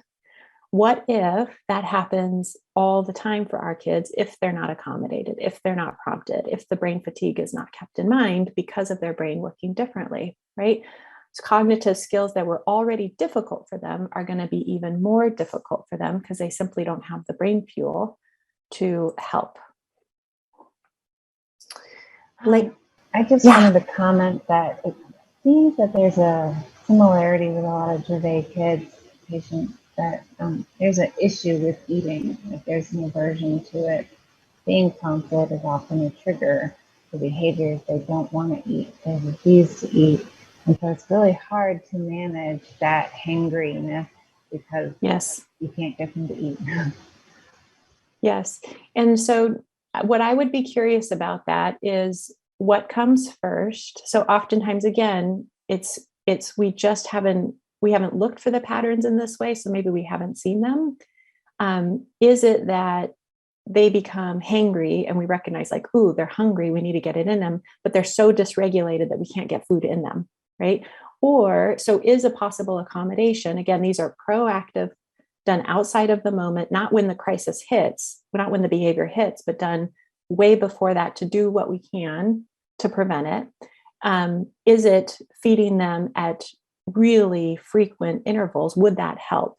Or are they refusing food all the time? And then it's a different thing to look for. Does that make sense? The difference that I'm articulating there? It does. And I feel like we all kind of try to do a regular schedule and try different food textures and things of that nature. I almost wonder if it's like a sensory issue internally within the GI system and they just really have something going on in there where it's triggering something. Yeah, right. Well, I like where your curiosity leads you. And that's like what you are, the questions that you're asking are is the process here, right? And so you named something. I said, what if it's this? Could that possibly be it? You know your child much better. Like, obviously, I don't know your child at all. And so you can say, I've tried that. I'm not sure that that's the accommodation they need, but I wonder if this or that. And so sometimes we come up with plans and accommodations that kind of work or need just a little bit of tweaking, or like, we're like, no, that really didn't help. And keeping with the accommodation for long enough to really see whether it actually makes a difference in the pattern that's been established for so long that you want to start to shift and change is important, but that's the process, right? Exactly the way that you're thinking about it. So language and communication, we talked about receptive language versus expressive language, and the way they express themselves versus the way they receive. That helps me remember receptive is the way they receive conversation. And this, sometimes when we see them talking better than they understand. And so that can be really confusing to us as parents, those working with them, like they told me what the rule was and then they went and broke it, right? Like, what is that? Or they can repeat the rule to me. They can point out when their sibling is breaking the rule, but then they break the rule. They can't integrate it into their own behavior, right? Confabulation, if you've not ever heard of the term confabulation, it's super fascinating from a brain-based, from a neuroscience perspective. There's research on it that you can certainly Google and read about. The way I describe it is telling a truthful lie. So we all confabulate. It is not a conscious thing that we do.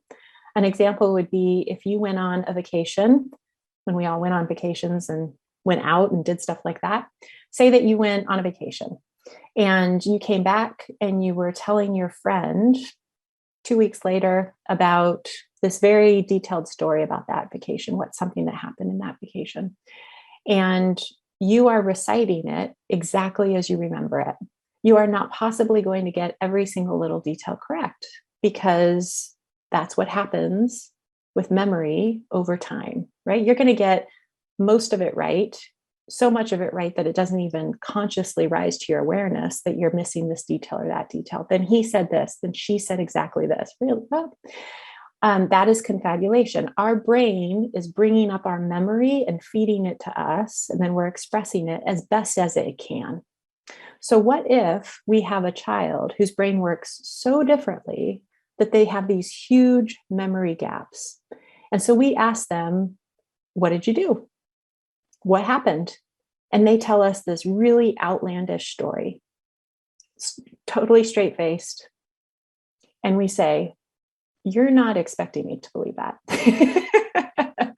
There is no way that that is what happened. And they're like, yeah, it did. Yeah, that's what happened. Right. And then we think, oh my gosh, they can lie to me straight-faced. Right. They're manipulating to me. All they do is lie. What if their memory gaps are so significant that when their brain is trying to pull up the information, it's just filling in the blanks. That's what our brain does for us, fills in the blanks the best it can. And it comes up with this story that is completely off base, that they cannot see. They believe it. It's telling a truthful lie, right? So this one is really, not only does it deal with a very triggering behavior, which is lying, but it also is really hard to wrap our mind around just how significant our child's memory and language and communication deficits can be, right? So that's why, if this is a behavior you struggle with your child, I would really encourage you to look at confabulation a bit more. Lots of research has been done specifically with people who have traumatic brain injuries. But yeah, something we all do. It's just that we don't notice it because it's minor. With our kids, we notice it because it's pretty big. Doesn't seem to understand it, just doesn't get it, right? Can't just nail the very easy point that we're trying to make. May talk a lot and excessively, but dominates the entire room with that excessive talking, right? And that conversation, and never actually gets to a point and can't participate in the back and forth conversations, right? Has a really hard time with that pacing and that piece of the communication.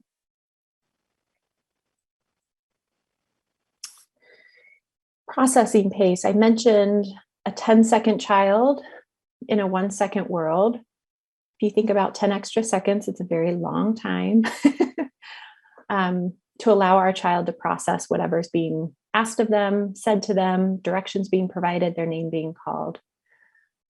If your child gets frustrated when they are interrupted, and not only that, but when they get interrupted because, say, we have jumped in and tried to hurry them through the story that they've been trying to get out for the last 10 minutes, and they get frustrated with us, and then they have to start at the very beginning. They can't just leave off where they were interrupted, right?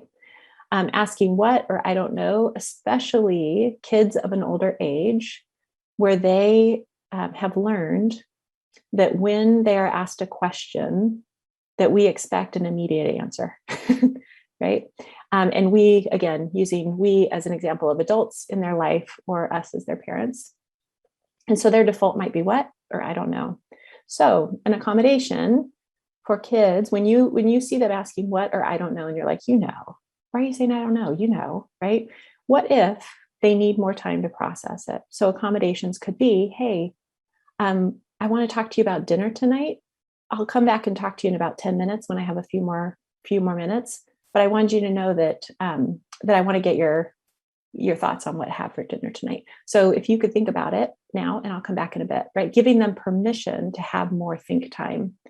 Or if your child is able to manage technology, has a phone, that kind of thing, texting them questions and saying, I'll be up to talk to you in a minute, right? Before you launch in with your verbal questioning of it or verbal explanation of it. Being able to just halt when you ask them a question and you want to get their opinion on 3 different options. If they say what, or they say, I don't know, or they immediately tell you like the first thing they heard or the last thing they heard, just giving it time. And then saying, okay, so you want this, or you want to go here, You want to, and giving them more time, right? To double check if that is actually what they think, right? Because again, they're going to respond with the last thing they heard or the first thing they heard, whatever they held in their mind, if they have this processing pace. Accommodations, we talked about, I think it was Hillary was asking, what are kind of some universal accommodations that help? Less is better, because many of our kids have processing pace issues. The verbal processing is really difficult for them. Then that means our talking at them can be very irritating.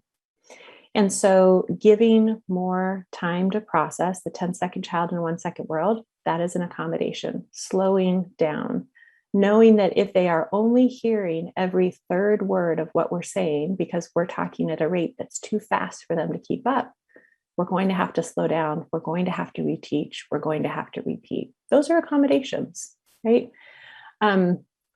When they are irritated, when they're experiencing secondary behaviors, those behavioral symptoms, many times we come at it from a behavioral lens, we launch into conversation. Hey, can we, even if it's compassionate, can we sit down and talk about what happened? Or man, that was really hard. Can we talk about that? Or I can see, even if we say, I can see you're having a hard time, I want to talk about what's going on for you, right? That could be too much because of the processing pace issues, right? So talking less, giving time, those are those simple but hard to remember accommodations. Learning and memory, we've talked about a few of these because, as you'll see, it's nice to have these categories of cognitive tasks. It makes it more manageable in my experience, but a lot of them overlap, right? So the poor short-term memory, especially auditory, we talked a little earlier about remembering, and the third bullet point there, being able to do one step, but maybe not 2 or 3 or 4, even if it is a, say, morning routine that never changes. It is not uncommon for these kids to be able to do one step, but not the second, the third, or the fourth, even of that routine that rarely changes. And so what do you do as an accommodation, right? So in our house, I mentioned earlier, she can do one thing, she does it well. Say, okay, go upstairs and brush your teeth, then come find me. That could be seen as 2 steps. And then when she comes back, did you brush your teeth? Yes. Okay, now go do this, right? So she's able to now be a little more independent in the carrying out of those steps. It used to be a lot of side by side, but she can't just go through the motions of that routine on her own. Difficulty remembering and learning from past experiences. So especially if you have a child who struggles with the impulse control, and you have a situation where they did something impulsively, it was this really terrible outcome. They agree that it was a terrible outcome. Everybody was super distraught or bummed out at the very least about it. And then literally that same day, they go and do it again, right? And it's like, what happened? Like, why did you do that again? Did you not learn your lesson from this morning, right? That is learning and memory gaps. That's how significant the learning and memory gaps can be for our kids. And again, matching that or putting impulsivity in the mix there can be really difficult. Can recite the rule, but they can't carry it out. Or for example, this last bullet point, being able to learn a rule in one setting, and after you've retaught, again, that's an accommodation, reteaching millions of times, knowing that that's necessary, and they finally got it, say the way to act at the dinner table at home. It's like, okay, they finally got it. And then you go to the family member's home, and it's as though they were never taught a manner in their life about how to act at the dinner table, right? And you're saying, why do you do this? You don't do this at home. You know this is unacceptable. What if they can't take that rule that they've learned in one setting and apply it to another? We see it all the time in schools too. If they learn the rule, say in the cafeteria, that you can't run in the cafeteria, as an example, and then they go into the hallway of the school and they're running in the hallways, and the teacher's like, you know better. You know better. You don't do this in the cafeteria. Why are you doing it out here? What if they need to be retaught in every setting? They can't carry it over and apply it to a different setting. This inconsistent performance, we talked a little bit about this, these on and off days, especially if the nature of your child's illness lends itself to this, that many times we as parents, the quickest way to burn out is to not accept that your child has on and off days, maybe even more drastically on and off than you ever realized, because what you will constantly be doing then is trying to figure out, is this intentional and willful, or is this about their differences? Should I be supportive, empathetic, and accommodate, or should I punish, give consequences? Right? I'm kind of being dramatic in kind of the two roads I'm describing there, but that's really the gist of what often happens in this chatter in our head. And that is so emotionally depleting. It's so difficult. Sometimes we can't figure that out, right? And so if we can remember that they have on and off days and inconsistent performance, yeah, they did it earlier today. Man, if they're not doing it now, what if they are brain fatigued? They have no more brain fuel. They did this morning, now they don't. And so I have to adjust my expectation. What's the worst that could happen, right? So then the idea is, well, they could take advantage of me, they could manipulate me, they could think that this was, how to get away with things. So we'll talk about that. Those are really normal, human, logical concerns, right? What I want to encourage you to think about is defaulting to, maybe the brain is involved, defaulting to that first and following that path and seeing what happens. So I'll have some parents that I'm working with, and again, they're with me to a certain point, and then they're like, oh no, that situation and that behavior, that was intentional. That was not an off day. That was my child wanting to be difficult, right? That's basically what they're telling me in their own words. And so I say, well, what if for the next week until we see each other again, you can, every time you're met with a challenging behavior, you can assume that it's brain function, and you can lead with empathy, things we're going to talk about, lead with empathy, accommodate, adjust expectations. What if, do you think you can do that for just a week? I promise they won't take over. They know you're in charge. Your parental authority will not, nothing will be compromised in this next week. And let's talk about what happens, right? What they find, if they can hold themselves to that, which again, that's why this takes consistent practice with support, why it can be so difficult, because we're going against our natural instinct in a lot of ways, is that it leads to greater connection. If they find out their child was manipulating them, then at least they have the connection in place. They're regulated. They've established this connection with empathy that they can then talk about that, right, and address that. So we'll talk more about that, but this on and off days is a piece that really can derail parents for super understandable reasons that I just want to make sure to point out as a brain common primary characteristic cognitive tasks that we see with our kids. And I've talked a lot about needing to be retaught the same things. All right, you guys sticking with me here?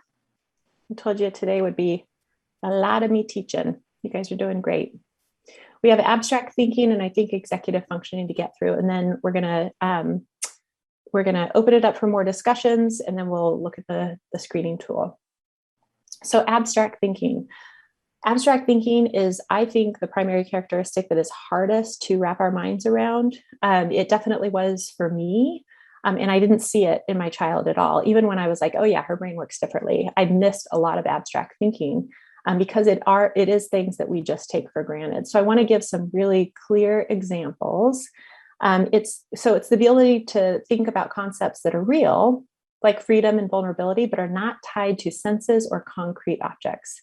It's being able to get out of the very black and white and see the gray, right?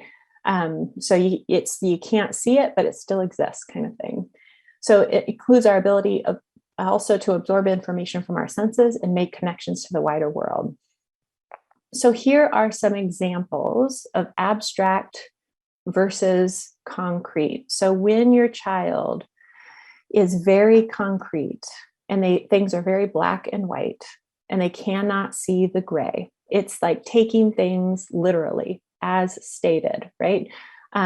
So the first time that I was like, oh my gosh, this is that abstract versus concrete thinking, was trying to teach my daughter stranger danger. She was she still is incredibly outgoing, but in ways that were really a safety concern as she got older, wanting to like go and crawl in laps that looked comfortable to her when we were like out to eat, that kind of thing. So I started talking to her about safety and stranger danger. I didn't use those words, but what we would know as that. And she took it very concretely, so that when we were out after that and we would see someone walking down the street and I would say good morning to them, she would be very distressed. Like, you don't know them. They are a stranger. Why did you say hello to them? It's like, it's like the pendulum swung, right? There was no gray for her. It's like, you know someone and then they're safe. And this is how you know, which also isn't always true, right? Or you don't know them and they're a stranger and it's dangerous. I had a family that I was working with who had a child who was in her early 20s. She lived in the Seattle area. Her parents were able to leave her for short periods of time, like one overnight, that kind of thing, alone. She lived with them still. And they believed that that was safe for her, understanding that her brain worked differently and there were other things that she needed lots of accommodations for. So she was her parents were gone overnight. She was in Seattle riding the bus. She met a group of people and she invited them home to her house, her parents' house. And they robbed her parents' house and her parents came home. She was very upset. Her parents were very upset and said, "What were you thinking? Why would you ever think it was okay to invite this group of people home that you didn't even know?" And she said, "I did know them though. I met them on the bus. They're my friends." Right? And she's in her early 20s. So that idea, like, what age does that remind you of? And also the ability to have that gray and judge safety, right? It's why many of our kids are so vulnerable. So I'm going to stop talking for a moment. Yeah. What do you do with that? My daughter hugs complete strangers. She, says hi to everybody in the grocery store. Yep. And everybody thinks it's cute, but yes. Right. Yeah. So sometimes the only accommodation, which is not going to be an easy one, is the way I see that is, how do we accommodate? It's really about how do we do everything possible to proactively protect her, knowing that that's a vulnerability for her, right? And as our children get older, I know intimately how much more difficult that becomes. So I don't want to discard that or disregard that challenge, but that's the basic gist of it. So when you guys hear your child described in these primary characteristics and you're like, yeah, that's my child, what do I do about it? Please note that, okay? Because when we get to accommodations, that's the point of accommodations. Like, whoo, I see now that my child does not have this cognitive skill. They don't have it, or it's lagging way, way behind where anyone expects them to be. So what do I do? Like, I see it now, what do I do? That's the accommodations piece, okay? So just note that. So I'm going to stop talking for a moment so that you have a moment to read through this abstract and concrete, these examples. Because as I said, I think this is oftentimes one that people have a harder time wrapping their minds around. So I want you to have a chance to look at these examples.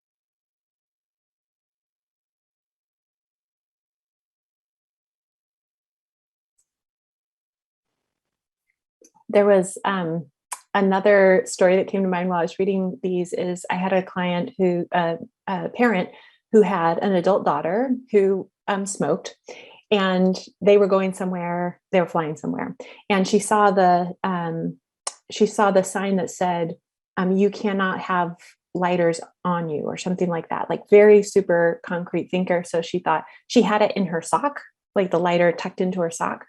And so she pulled it out of her sock and just held it in her hand, but, in her fist, because she thought, oh, well, then it's not on me. I just have it here. So she went through security. She got, beeped. Her mom was like, why did you have that with you? You saw the sign. And she said, no, it said it can't be on me. It wasn't on me. was in my hand, right? Totally trying to do her best to follow the directions and not get in trouble. And she was so concrete about it, she got in trouble. Any questions about this, abstract versus concrete?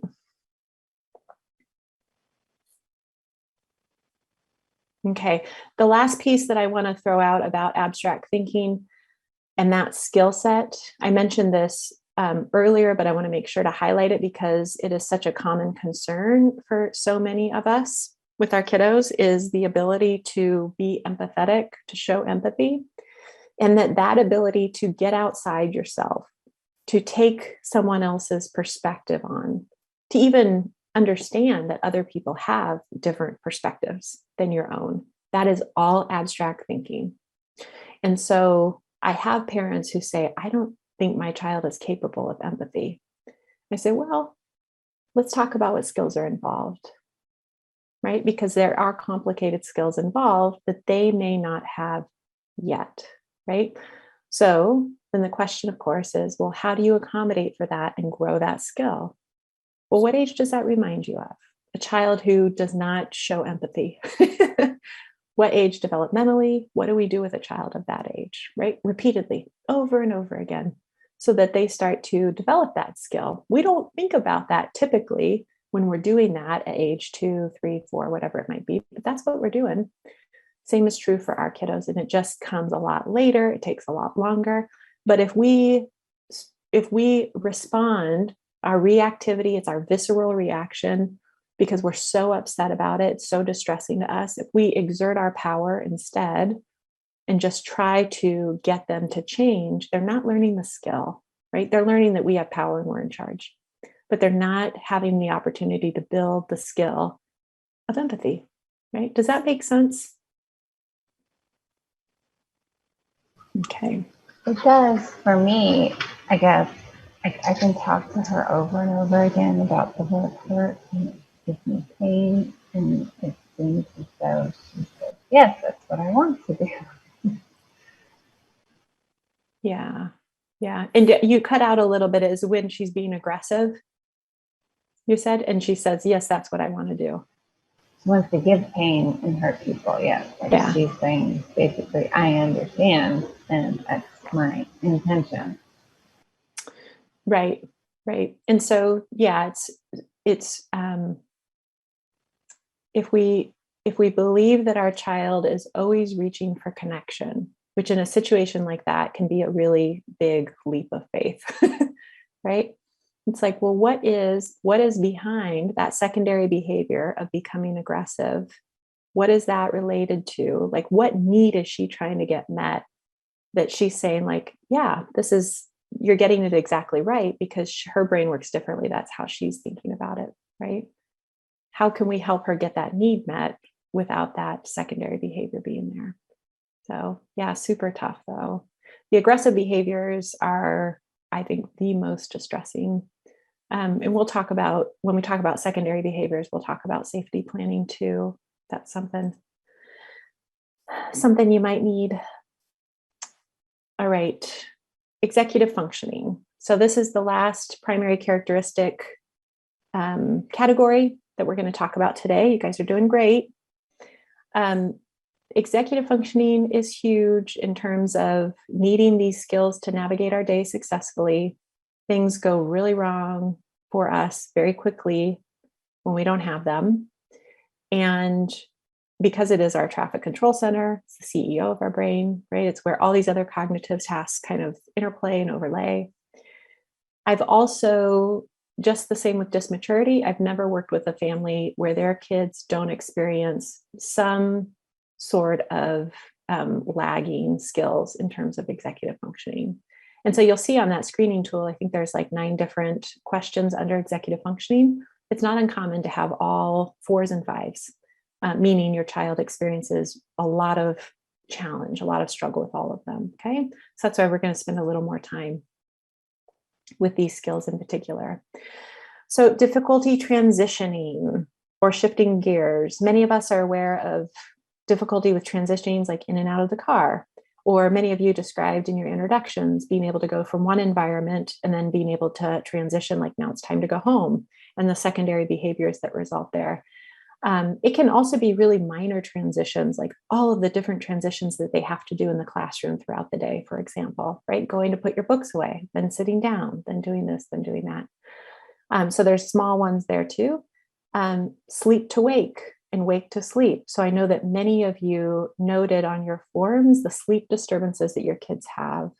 Our brain is responsible for helping us transition into sleep and transitioning out of sleep to wake, right?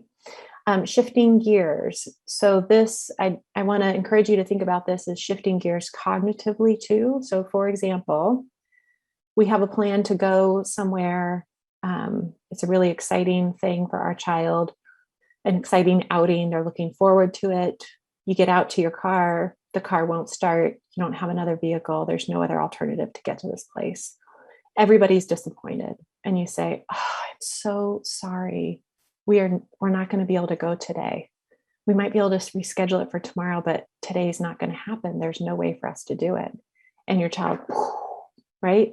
Being able to shift from what they believed was going to happen, especially when it was something that was exciting, they're looking forward to, and being able to ease into that disappointment and understand like, oh man, it stinks, but it's really nobody's fault. Like, man, and being able to tolerate that.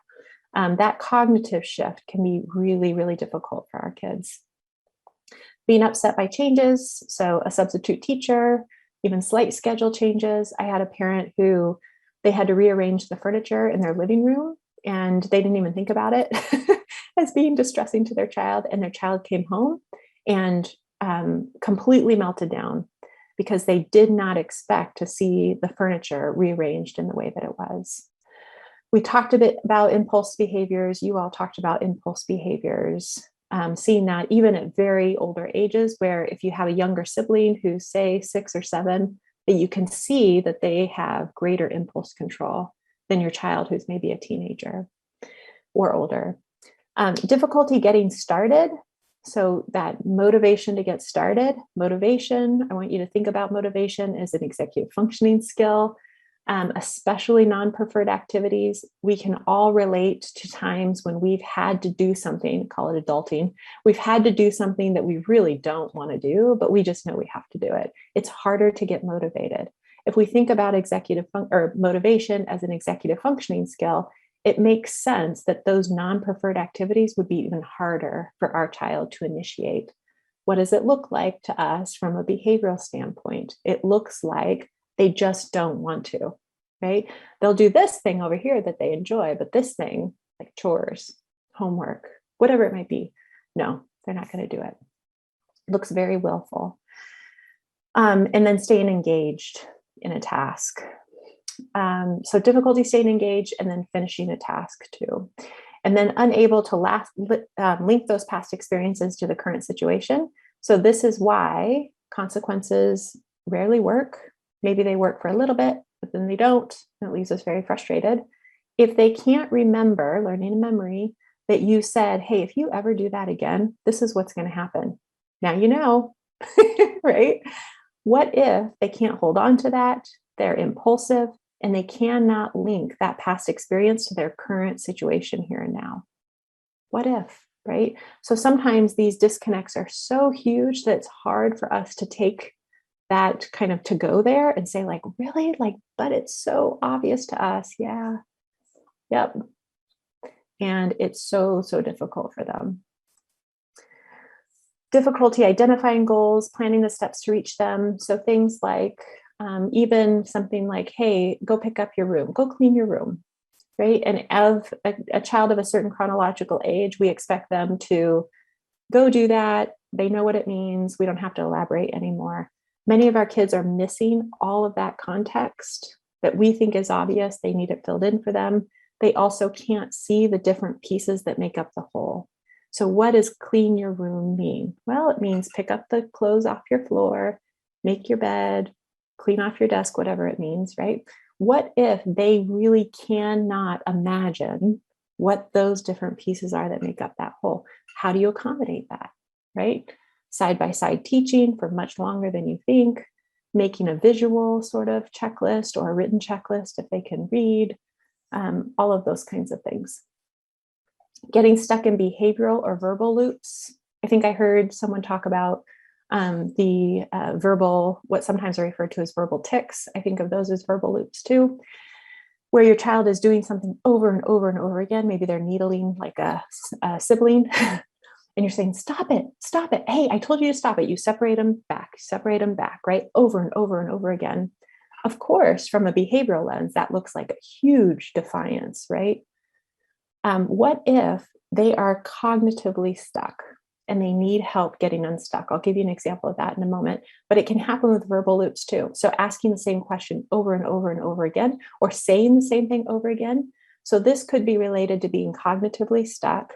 It also could be related to those other cognitive skills. What if their expressive language isn't where we expect it to be, and they're saying the same thing over and over again, and we're like, yeah, we heard you, but they aren't expressing themselves in the way they need to. So they keep trying it over and over and over again, right? What if they, I just lost my train of thought, the verbal loops.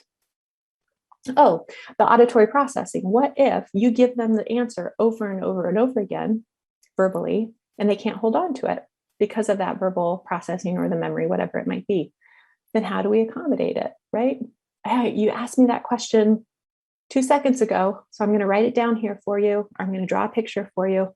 I want you to look at it. They may come ask you the question again. You may have to redirect them to the visual cue that you've just made, but then they get that, right? And it's kind of a little bit of a pressure valve release for you. There was a point, it was a few years ago, when my daughter was running in a circle. Now I can see that it was very dysregulated behavior, right? That disorganized behavior. In the moment, I saw it as very much intentional and willful. And yes, this was a few years ago when I was doing this work. And so I want this to also illustrate to you how even when we are teaching this, supporting other parents, we still get stuck in our behavioral lens because we are human, right? And if you beat yourself up over it, you're not going to get anywhere. So she's running the first floor of our house is kind of this circular loop with the doorways and that sort of thing. She had this like high pitched, almost like cackle, very primal kind of behavior, really loud, really just jarring, and was pushing her brother when she ran by and pushing the dog, who's 100 pounds. He's fine. People get worried about my dog in this story. He wasn't fazed at all. And I was standing in the corner saying, Maya, you need to stop. Maya, stop. Maya, don't do that again. Maya, stop, right? And she is getting more agitated, more dysregulated with my kind of shouting this at her, right? And all of a sudden I was like, oh my gosh, she's stuck. Like she is stuck in this loop. Like I could visually see it.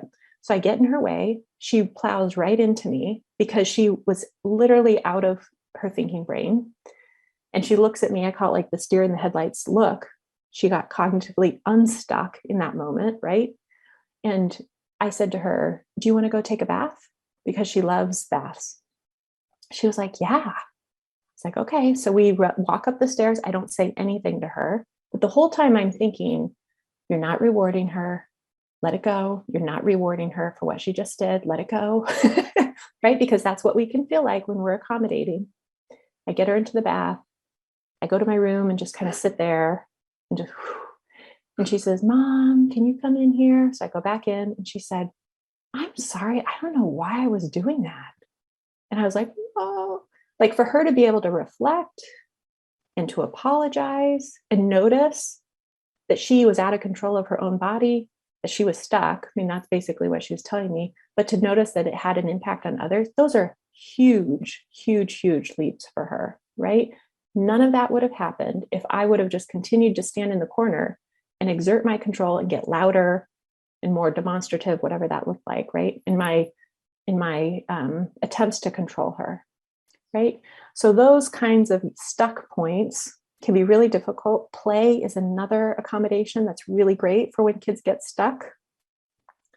But it takes us getting out of our like visceral reaction to that behavior, which can be really, really aggravating, taking that step back, understanding that they're stuck and that being playful and play is going to help them ease, settle, get unstuck, right? My husband's much better at that than I am. It's a bigger leap for me to get in that playful mood when I'm being so triggered by a certain behavior, right? But that's another example. So cognitively rigid, not being able to let go in an argument, literally not being able to tolerate the word no. So somebody mentioned that in the introductions. Sometimes our kids are so rigid that the word no will set them off and we will spend hours trying to bring them back. So then it doesn't mean the answer is always yes, that's not possible.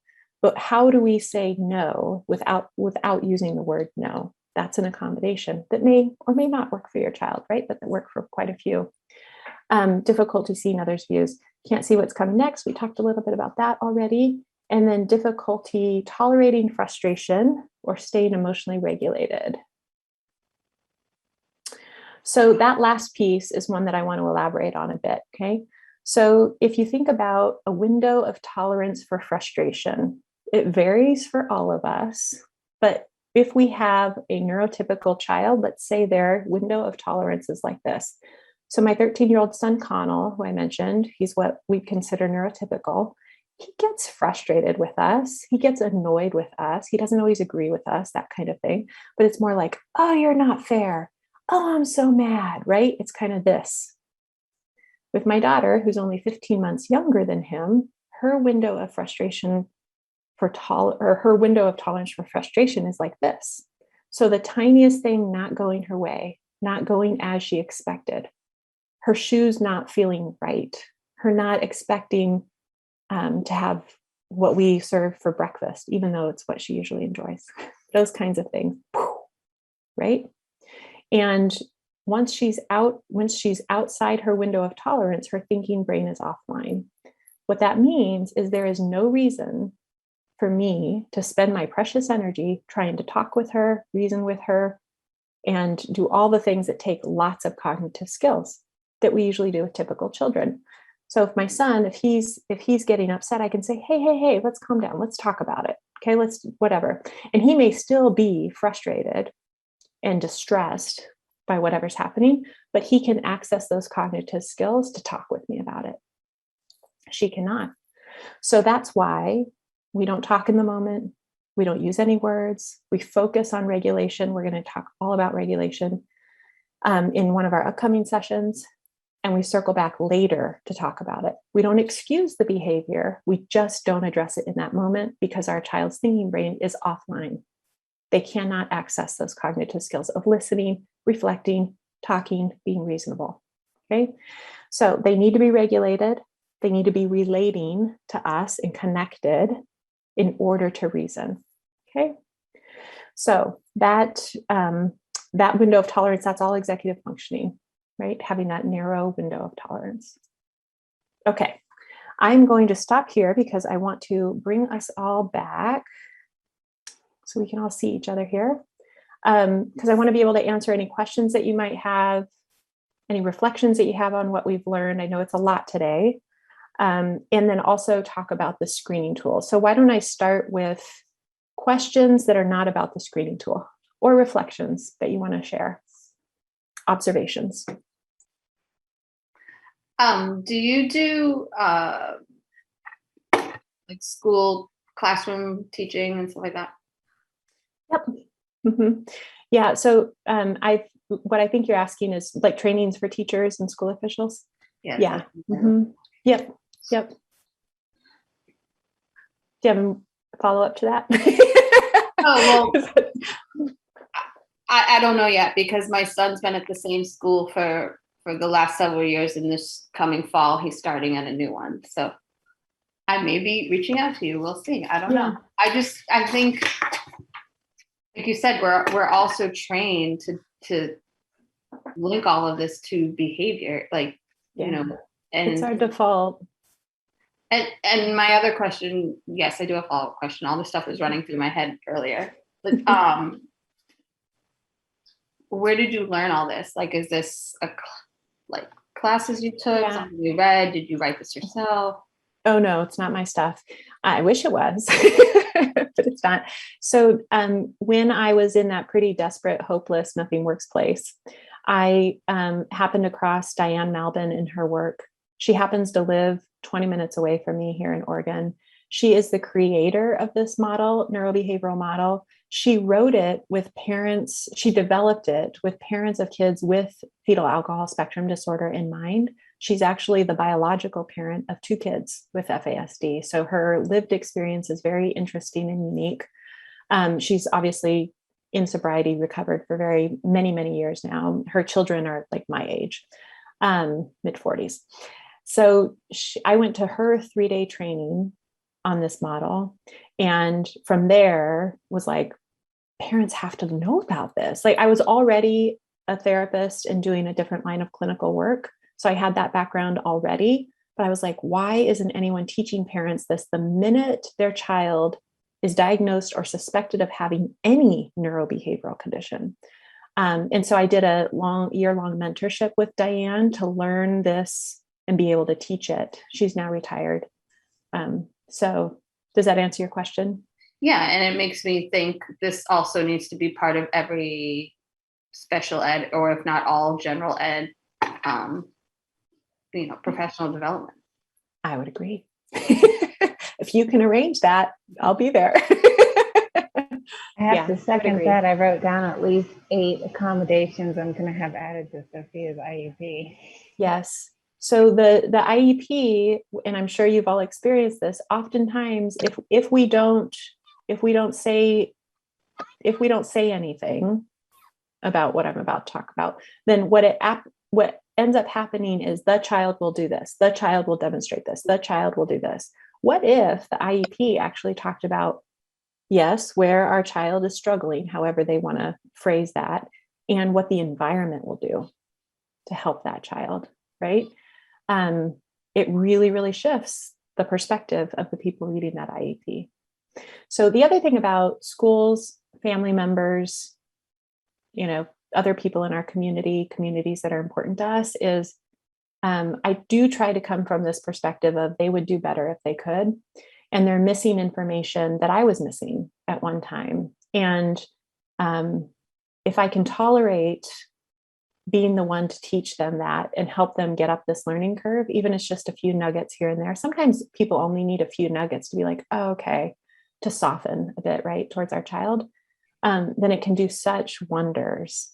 I know that when you have been beaten down and literally traumatized by some of these systems, it's a really hard perspective to take. But I don't think we get anywhere from being adversarial and battling. Like it doesn't help anyone. We don't get anywhere. The other piece that I'll say about that, though, is that what I also learned is that some people are not capable of making the shift. And most people are. And as long as they're engaged and staying there, then I look at that as a sign that they're capable, they're willing. But some people aren't. And then we have to decide, well, what next? And this could be family members too. Is my child safe with them? Right? What does this mean for my relationship with them? So I remember talking to Diane, who I just mentioned, talking to her, not specifics, but about generally some families that I was working with, and saying and feeling the weight of getting them to shift their perspective and being like, I just don't know what's happening. She said, some people can't.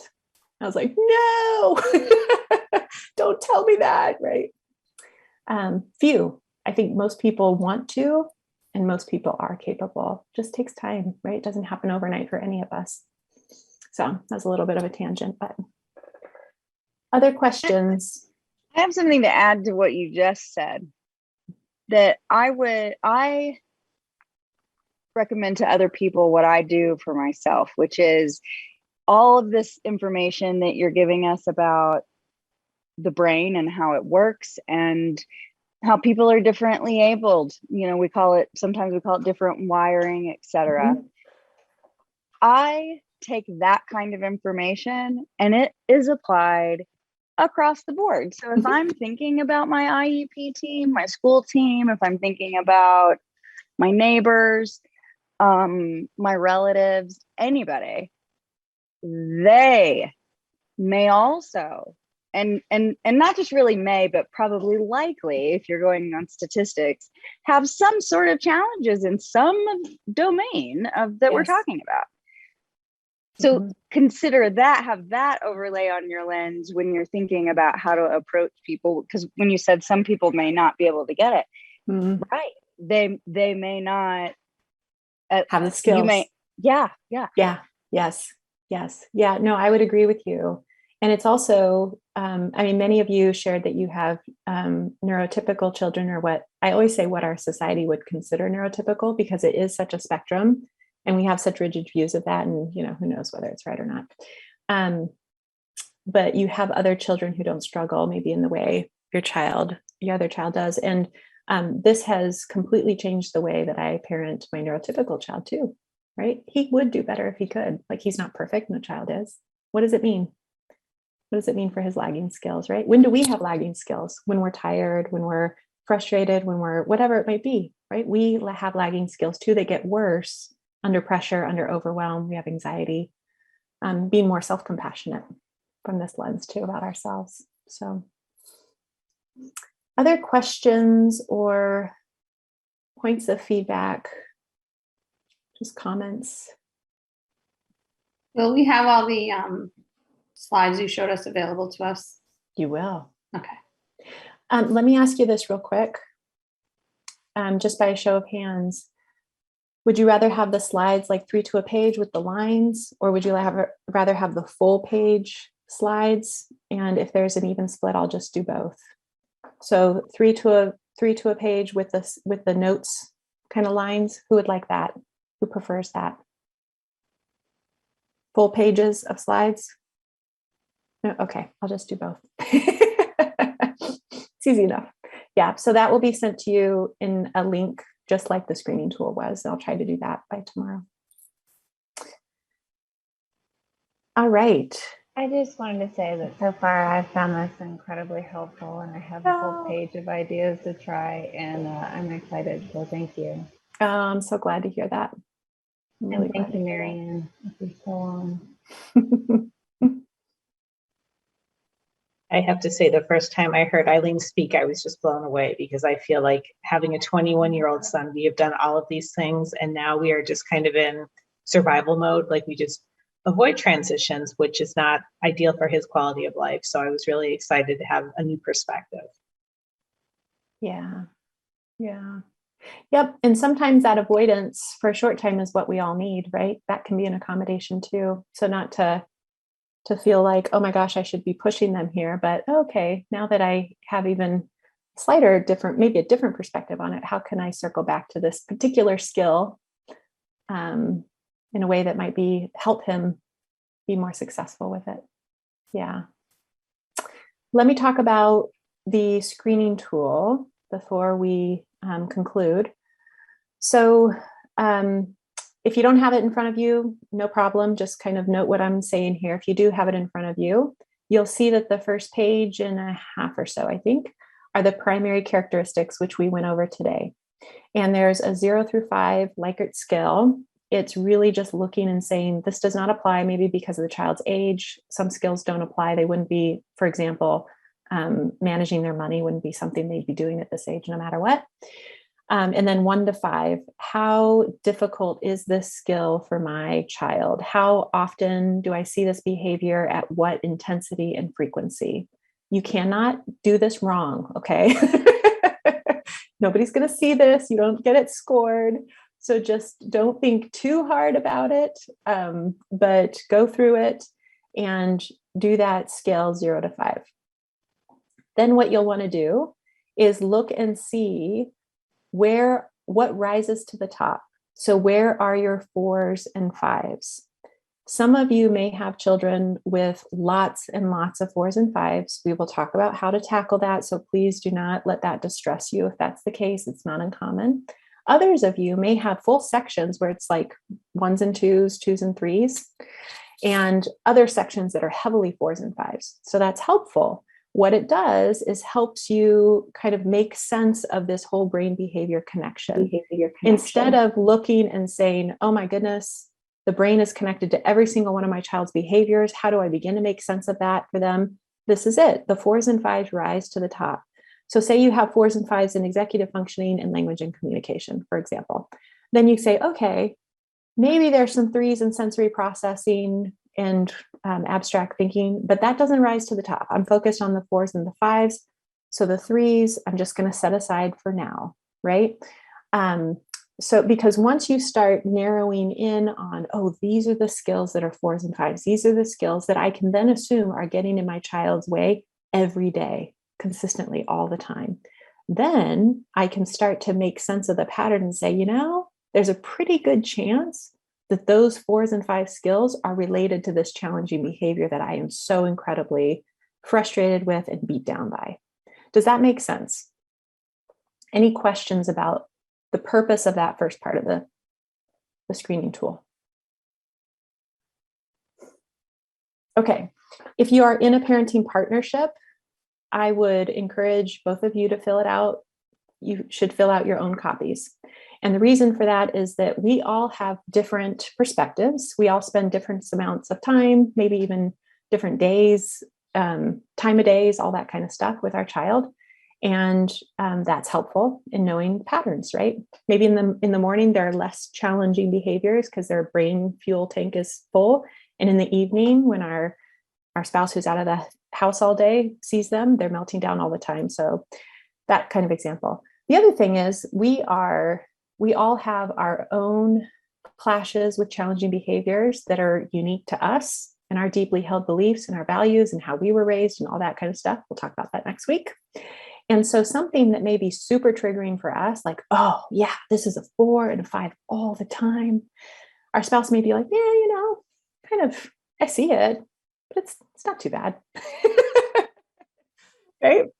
So that is helpful too, because then ideally you could have a conversation like, oh, why did you mark 4 and a 5? Oh, because I see this. Remember that time? Remember this time? Oh yeah. That's how you deepen your understanding. It's how you get on the same page as your partner too. But it's how you start to deepen your understanding, like, oh, I forgot about that. You're right. I didn't link it to that skill, but you're right. That's exactly what it's about. Okay. The next part is about secondary behaviors. You can continue to fill out that part. We're going to go over secondary behaviors next Saturday. There's no reason why you can't just complete the whole tool if you want. It's very self-explanatory.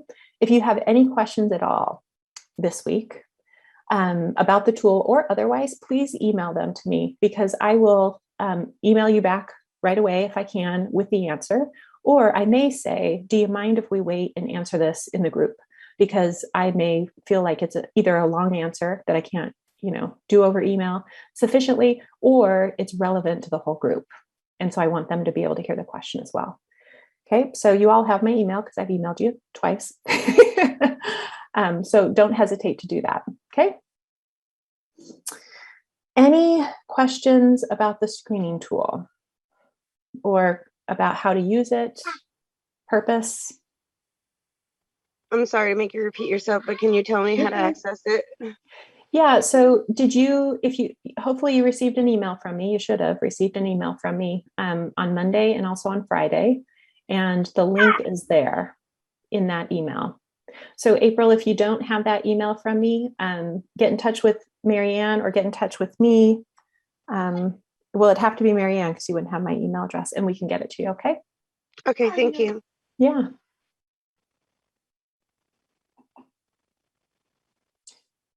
How are you guys feeling? You being able to tolerate I'm leaving my first 3 hours and she's not giving me any true concrete solutions to my problems? Is that feeling okay? I'm feeling excited and hopeful.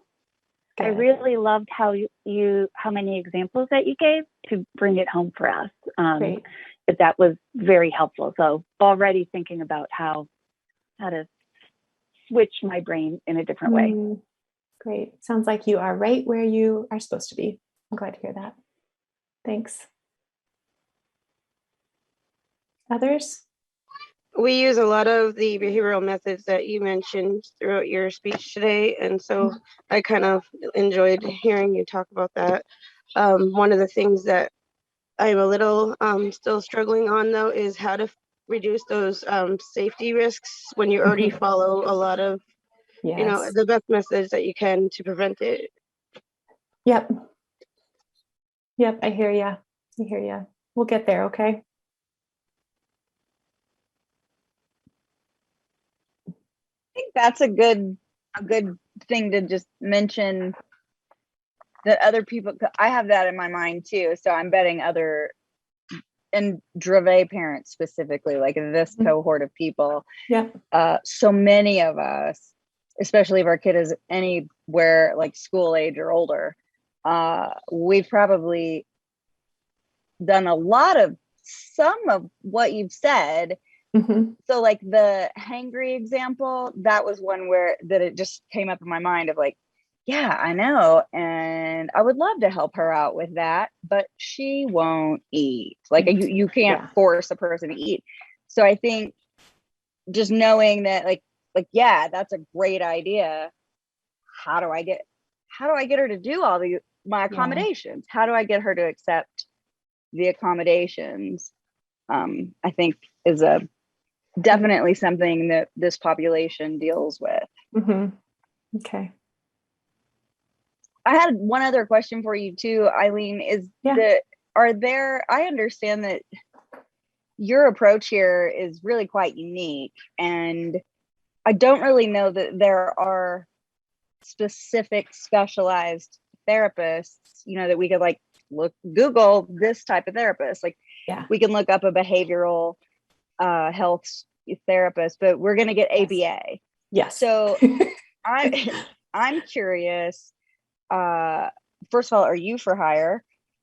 Because some of us are single and neurodivergent ourselves and super struggling to be able to even create a system of accommodations and then implement them. So really need a teammate to go through like one by one, which I would not do to you in this setting.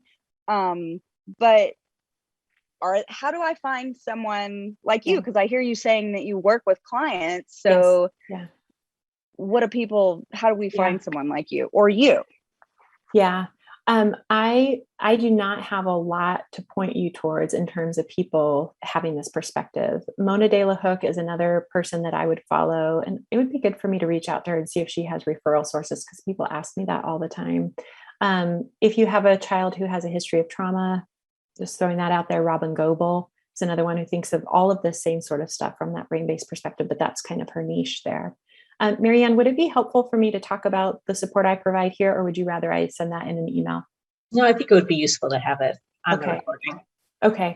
So I do work with people one-on-one, but I will tell you that my wait list I've stopped taking people on the wait list right now. My website is always updated if I open it back up. And so that really is not an immediate option. The Brain First Parenting course, which you all are having, because Marianne has hosted it for you, has made it available to you, is another way that I work with parents. But I would not recommend that you do that if you're listening to this or participating in it, because unless you want to take this information over again, you're getting it right now. The last way that I work with parents in the primary way is through a membership community, and it's called the Resilience Room. You'll understand very clearly by the end of our time on our third day why it's called the Resilience Room. You can find information about that on my website. It has open enrollment periods. If you ever want to join during a closed enrollment period, just email me and let me know that you've been through my training. Remind me of that, and you can get in. But the reason why I created it was exactly what Hillary, you were describing, is when I found this information, I was like, oh my gosh, this makes sense. Yes, I want to do this. Like my whole heart was in it. It was still really hard, right? Doing it every day in and day out because we're tired. We are normal, we're imperfect humans. So we have our reactions to these really challenging behaviors. And I was like, where are my people?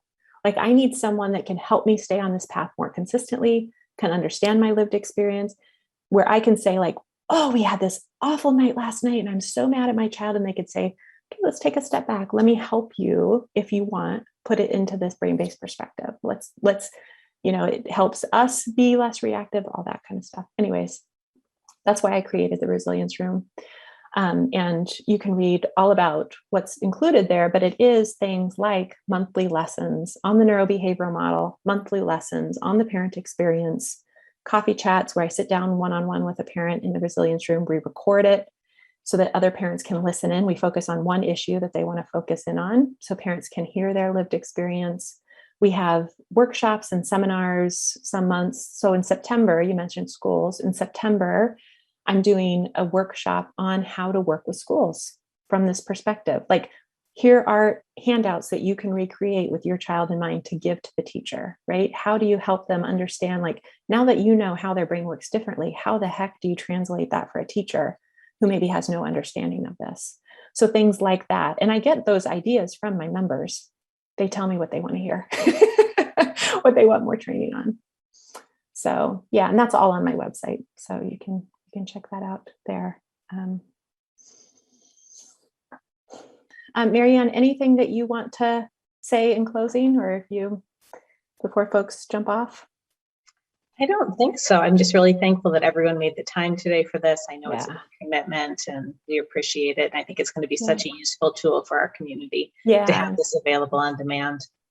Yeah, I'm so excited about that too. Yep. Thank you. I know that today was long, lots of information, brains are full. So take care of yourself, get that water, sleep if you can, nourish yourself in the ways that you're able to. And we will see you same time, same link next Saturday. Okay. Right. Take care, everyone. Take care, everyone.